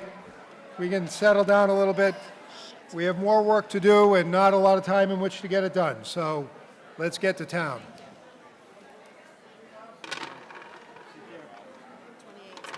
Okay, the article at hand right now is Article 28 And then 21. with, what's on deck? Pardon me? 26. We're doing Article 28 with Article 26 on deck. 21. 21. 28 and 21. Isn't it? Oh, no, wait. 26? Isn't that 28? 28 is the one that's up. And then 21. 28 and then 21. Article 28. The Select Board moves that the town vote to approve the amended South Shore Regional Vocational School District Regional Agreement on file in the town clerk's office, and this is going to be a majority vote. Mr. Maresco. Michael Moresco, 201 Arlington Street. This particular article is being voted in all the communities. It's changing the debt calculation from a 3-year fixed look-back to a 4-year rolling average look-back. Marshfield's annual adjustment calculation will run through fiscal year 32. Then starting in fiscal year 33, its debt share will be calculated using the 4-year rolling average, because at that point, there will be comparable enrollment history to other towns regarding the 4-year consecutive 9 through 12 students enrolled in the district. Okay, Advisory Board. Okay, the Advisory Board supports. Discussion from the floor. Seeing none, I'll go to a vote. This is a majority vote. Oh, there is discussion from the floor.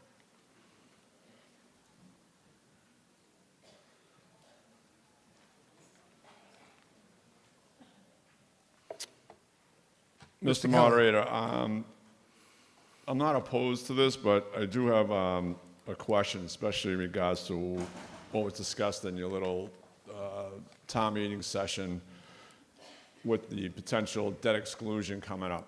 And I may want to file an amendment to this in regards to that. Is there going to be a... Yeah, you need to give your name and address. Eric Kelly, Peterson Path. Is there going to... When I looked into it after the discussion at your town meeting discussion there, is there going to be a town meeting vote prior to going to the ballot? For the assessment, for the new building? Debt exclusion? So that doesn't have anything to do with this article, but I know what you're referring to.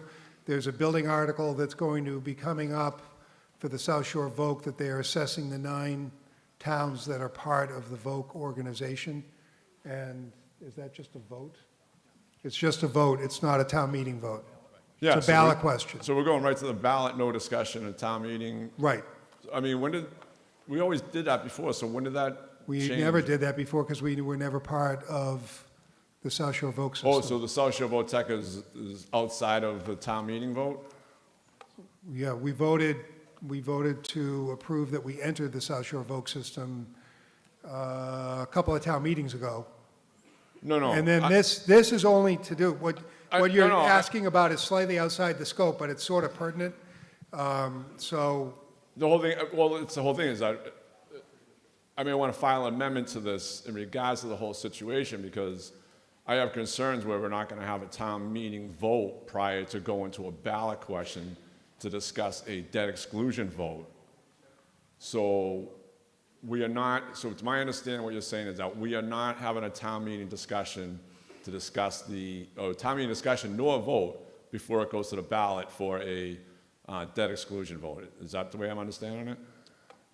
do you want to chime in on this better than I can?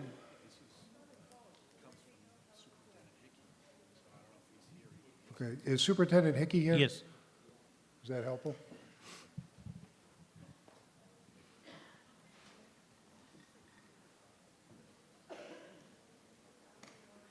Good evening, everyone. My name's Tom Hickey. I'm the superintendent at South Shore Tech. To Mr. Moderator, to the previous speaker, Mr. Kelly, there will be ultimately 2 decisions that the residents of our 9 towns will make. We, this regional school district, use a portion of state law that said we would ask the voters directly in our 9 towns on Saturday, January 25th, whether or not the project would be supported. The question of a debt exclusion is not within the purview of that question and would ultimately be subject to town meeting and a district and a town-wide ballot in whatever process you follow for that. The first vote, whether or not the project is supported by the district, has no debt exclusion attached to it. So the process, if I can clarify that, there's a vote coming up in January to approve, in theory, the new school construction projects, and then a subsequent vote that would be happening at the town level to come up with a way to fund that. Is that the safe way to describe that? Yes, it is. So my understanding is we're just doing a sample vote on January 25th without any financial attachments to it? Mr. Moderator, I wouldn't refer to it as a sample vote, but what I would say is it's a binding vote, and it's asking the voters of the 9 towns whether they're going to support the project. Each community within our district would decide independently how they would fund it, which I would say, Mr. Moderator, most likely would have to be a matter for a debt exclusion. All right. You know something? I'm good at the moment, Okay. Mr. Moderator. Right, thank you. It's good to clarify that, because when it comes up later on, people are going to want to know what that is. Okay, so no further discussion. All those in favor of Article 28, please raise your hand. All those opposed? I declare that that passes by a majority. We are on to Article 21. Yep. On to Article 21, 26 is on deck. with 26 on deck.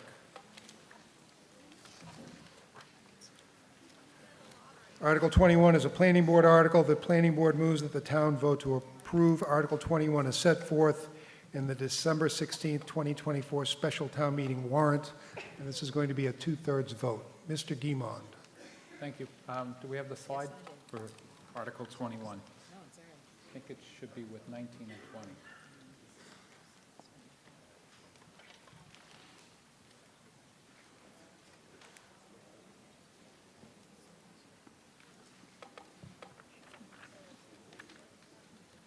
Move forward.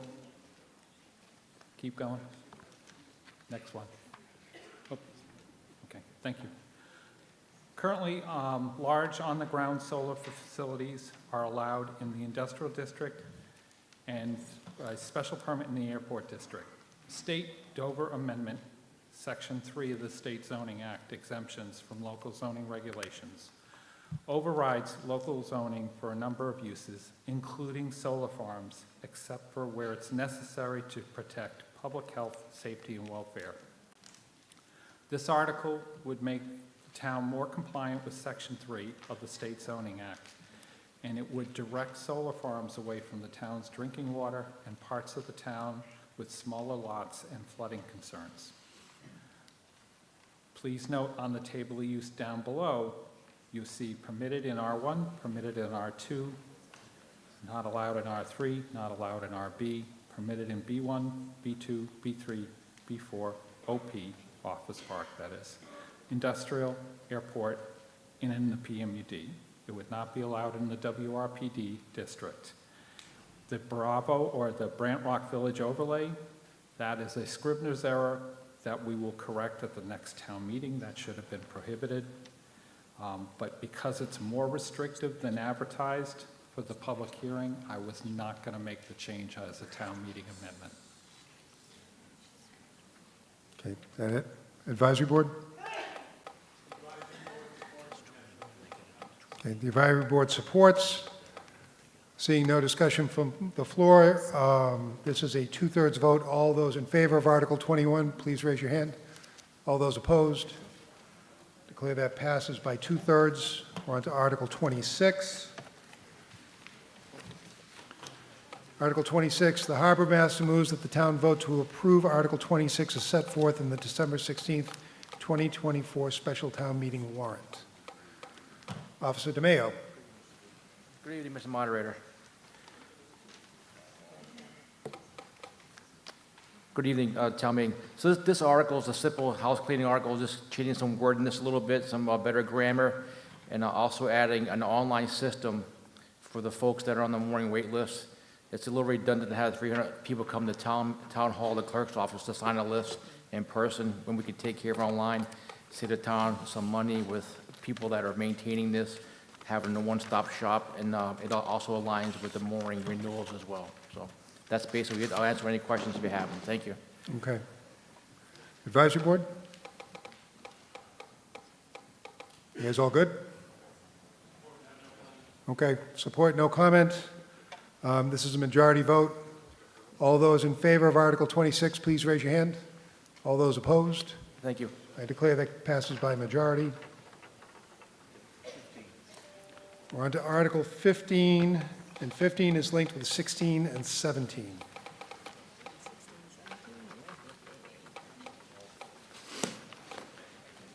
Article 15, the Planning Board moves that the town vote to approve Article 15 as set forth in the December 16, 2024 special town meeting warrant. Mr. Guimont. So it would be under 15, 16, and 17. Right. Okay. We're starting Thank with you. 15, so Recently, the state has made additional changes to Chapter 48 of the Zoning Act. The changes focus on two things. First, the definition of accessory dwelling units, or ADUs, and the second, adding certain exemptions for the creation of accessory dwelling units by right in single-family residential districts, subject to reasonable regulations, including but not limited to site plan review, setbacks, bulk, height, and subject to restrictions and prohibitions on short-term rental use. Next slide. Under Section 7, the new language removes the old definition and replaces it with a new definition. And that includes, maintains the separate entrance not larger than 1/2 the gross floor area of the principal dwelling or 900 square feet, whichever is smaller, and a subject similar to the language I read in the previous slide that says it's not limited to site plan review, setbacks, height, and bulk. And that we could prohibit short-term regulations. Next slide. Under Section 13, the new law says there's no zoning ordinance shall prohibit or unreasonably restrict or require a special permit or other discretionary zoning approval for the use of land or structures for accessory dwellings in single-family districts. The new law also says there's no requirement for owner occupation for either accessory dwelling unit or the principal, and only one parking space shall be required for an accessory dwelling unit. If the accessory dwelling unit is within a 1/2 mile of a commuter rail station, it does not need a parking space. Next slide. This new state ADU law does not enable the town to require accessory dwelling units to be affordable, and both the home and the accessory can be rental. Accessory dwelling units do not count towards meeting the town's Chapter 40B 10% requirement. This proposed bylaw puts the town in compliance with the ADU safeguards and provides abutters with some notice of an accessory unit prior to construction. The state ADU bylaw starts on February 2nd, which is why I had to bring it to this town meeting, that we would have language in place prior to it being enacted by the state.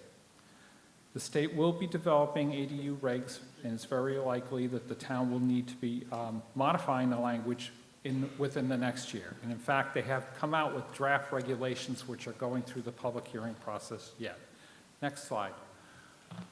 What does the zoning article for the accessory dwelling units allow? It allows the creation of an accessory dwelling unit either within a single-family home or within an accessory building by right with site plan review.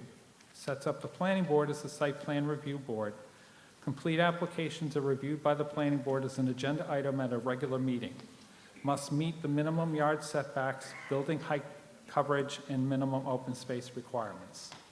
Would require a 10-foot setback from the principal building. It would require properties within the WRPD to have 10,000 square feet per bedroom, and that's Board of Health and also state Title V for that requirement. It requires one additional space for the accessory dwelling unit.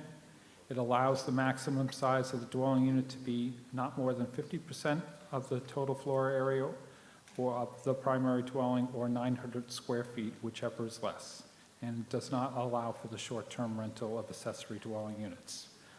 2 weeks ago, the state released the draft regulations, and comments were provided at the public hearing on the draft regulations. So the planning board voted to make floor amendment on Article 15. And the floor amendment would insert the words height and after the word minimum in section C of the review standard number 7. And then it would strike section C, accessory dwelling units review standards 12 and 13, and renumber section C accordingly. Once the state finishes with its ADU regulations, the planning board will see how this permitting process is going and the number of accessory dwelling units being submitted, and we will return to town meeting to modify as necessary. And then Okay. the one other thing is, based on the comments that we got in the state draft regulations, we voted, the planning board voted not to move Article 17. Okay. We're going to leave that up because we're going to have to vote on that amendment first. Advisory Board. Okay. Well, Advisory Board support. So we're going to vote. This is an amended article. So you've got the text of the amendment up on the screen there, approving the amendment as a majority vote. Any discussion on the amendment? Only on the amendment. Okay. Going to go for a vote on the amendment. All in favor of accepting the amended language, please raise your hand. All opposed? So we are now voting on an amended article. So we're going to discussion on the article. Mr. Stewart. Andrew Stewart, 8 Highland Street. I'm speaking tonight against the passage of this article and encourage my fellow town residents to vote it down. I believe that this proposed bylaw change does not conform to the intent of the state law, nor the draft regulations that the state is still in the process of developing. The town should not take any action on altering this bylaw or creating any new procedures until the state has put forth regulations for the law.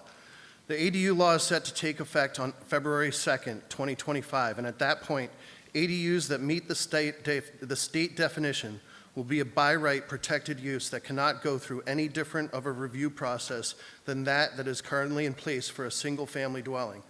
Currently, site plan review is only used in Marshfield for non-residential properties. So taking the current special permit review process for accessory apartments out of the Zoning Board of Appeals and placing it with the Planning Board under a new site plan approval process for what is now a by right use on residential properties would be contrary to the regulations that are currently being proposed and the intent of the ADU bylaw. I strongly feel that the by right review process of a proposed ADU should rest in the building commissioner's hands, which is the current process for any proposed single-family residence. If the proposed ADU meets the state definitions and meets the state building code and Title V requirements, it should be allowed by right, just like any other residential dwelling unit. Once the state regulations have been finalized, the town can then create a new bylaw at the annual town meeting in the spring that addresses special permit conditions such as multiple ADUs, ADUs larger than 900 square feet, non-conforming structures, non-conforming lots, building height, and entrance locations. Please join me in voting against the passage of this bylaw. Mr. Kelly. I have great concerns with this ADU law, where it doesn't have to be owner-occupied, and even outside of that, but I think this law has all the frills around it saying, oh, it's going to be great for families that can move somebody in. And I think, which is true, and I'm all for, but my belief is that this law is more geared towards investors. And they'll come in here, they will scoop up as much property they can, especially along the ocean front, and they will take that house, they'll turn it into a rental. They'll be able to put an ADU in, as Andrew was saying, maybe even more than that, and put it and get the rental. It'll be a bonanza. Those houses will be forever removed off the market, in my opinion. You know, upon an appointment today of an advisory board member, I did some research, and this is off the Common Square Neighborhood Development Corporation, and it says, they were talking about condominiums in Dorchester. Most of these property owners are real estate investors or entities that own multiple properties throughout the study area. They have converted buildings that contain condos back into units available for rent in pursuit of the highest profit. Since the direction of the condo conversions in the study area was the opposite of what was expected in the area, we're undergoing transformation. It became useful to investigate deeper into the properties that are still condo main buildings, as seen, and then it goes on to discuss other things. So the whole thing is that people, the investors are out there, they're buying condos in triple deckers and turning them around. I see the same thing with this law. It's more geared, not so much that they care about the families and parents moving and all that, but it's more for the investors. And I think we need to come up with some, one is get our representatives involved in changing this, but the other is to, for the planning board and whoever else to be involved in regards to shaping rules where we can control the percentage of investment owned in town versus what is homeowner in town. Okay. Thank you. Thank you. Mr. Galvin would like to make a comment back on that. So this is a little different than the earlier law, the MBTA Communities Act. On February 2nd, this law goes into effect and the town doesn't have a choice. This becomes the law in the event that the planning board's bylaw isn't approved and we follow the state law, which will allow ADUs by right without any type of site plan approval. And all you'll really have to do is comply with the minimum provisions of the law and the setback requirements. Okay. Left microphone. Katie O'Donnell, 90 Summer Street, Vice Chair of the Planning Board, but I'm speaking on my own. That clarification is appreciated, that this law will go into effect, whether or the state's law will go into effect. So I would disagree with the previous speaker who said to go along with what the state had said. I think we've seen a lot of skepticism on the state's part from everyone here tonight. And I would urge voters to vote in favor of this, keep the planning board to have site plan approval. And that lets the planning board, which is your elected board, to closely monitor this, see any issues that may arise, and develop adequate responses. I do have concerns about ADUs, especially how they'll count as housing units, which could go against our 40B calculations. And while I think that we would like to see some more accessory units in town, we want to monitor these closely and make sure that we're doing what's the best for Marshfield. Thank you. Okay. Right microphone. Joe Pasevich, Wilson Road. Could I get some clarification? Maybe the building inspector could clarify more on the schedule for state amendments and revisions. What's the schedule for that again? Andrew, can you handle it?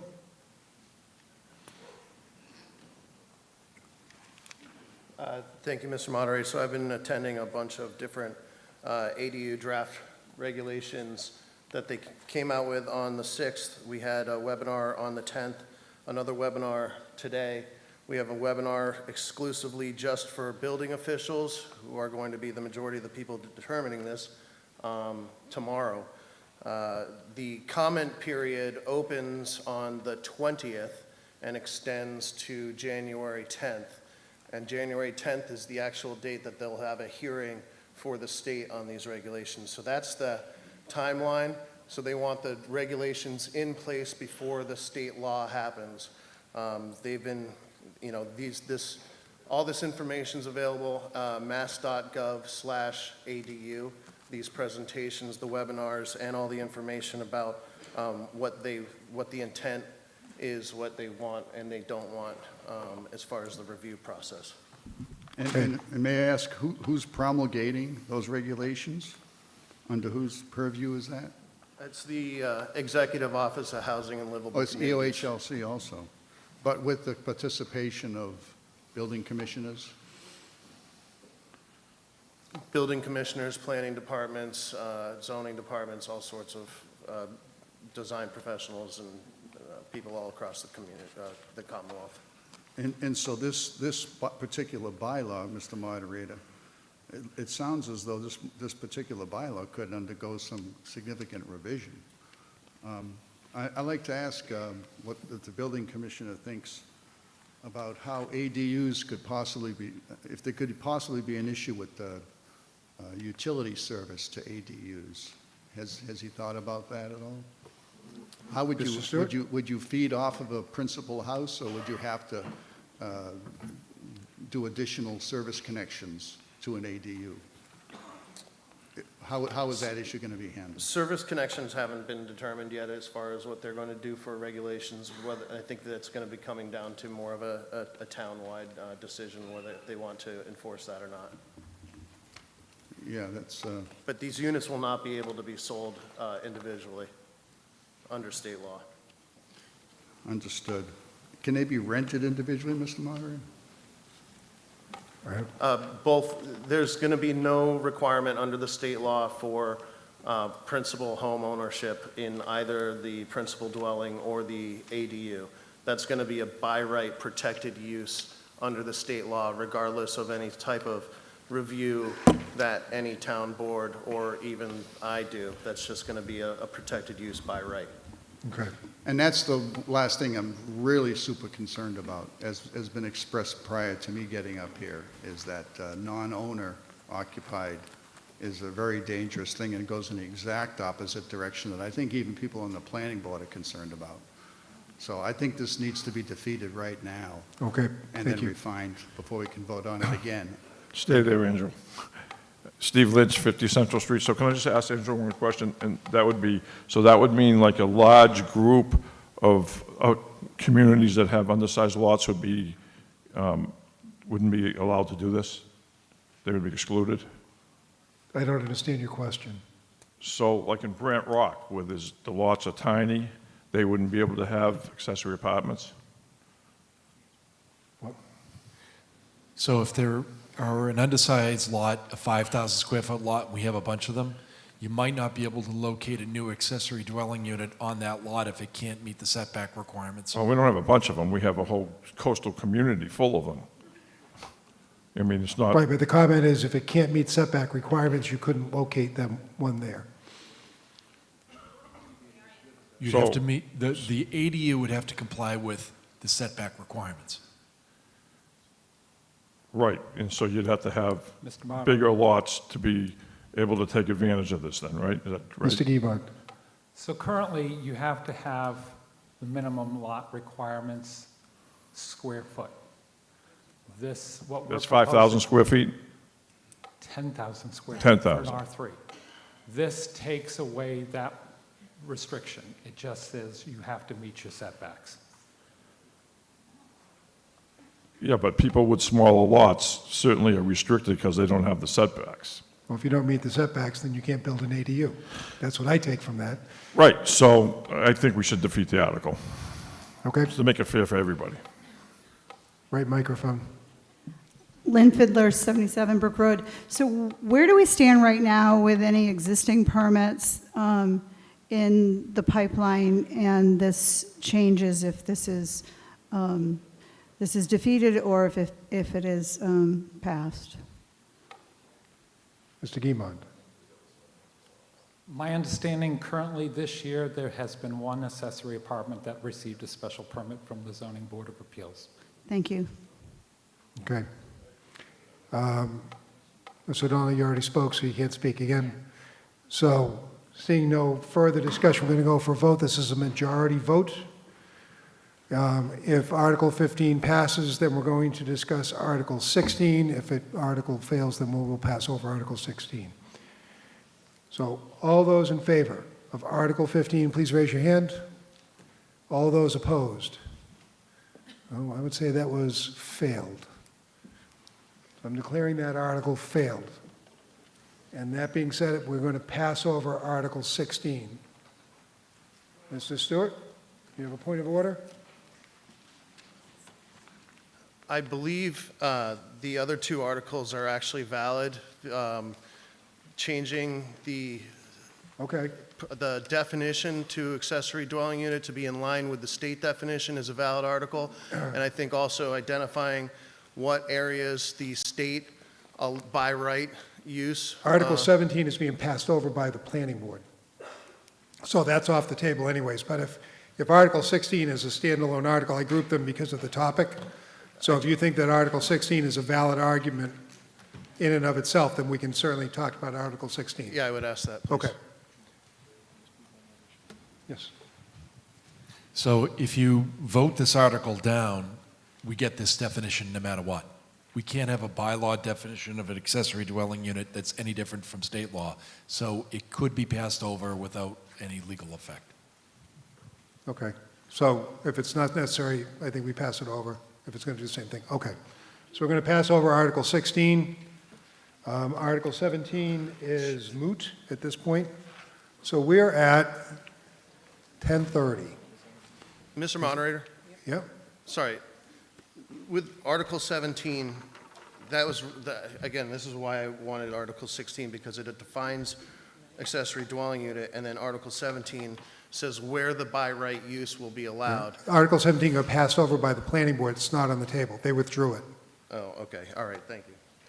So we have currently Articles 7, 8, and 9, 18, 19, and 20, and 25 and 27 to discuss, yet to discuss, and it's 10:30. So we have two options. Either we come back tomorrow, finish off those articles, which there are a number of articles there, or we can stay tonight, but I dare say it's going to be a late night if we stay to finish them all off. I'm good for either one. It's up to you. So all those in favor of staying tonight and dealing with the whole warrant, raise your hand. All those opposed to that? Okay, we're going home, guys. I don't think that's a bad choice, honestly, because there's things in here that need to be discussed.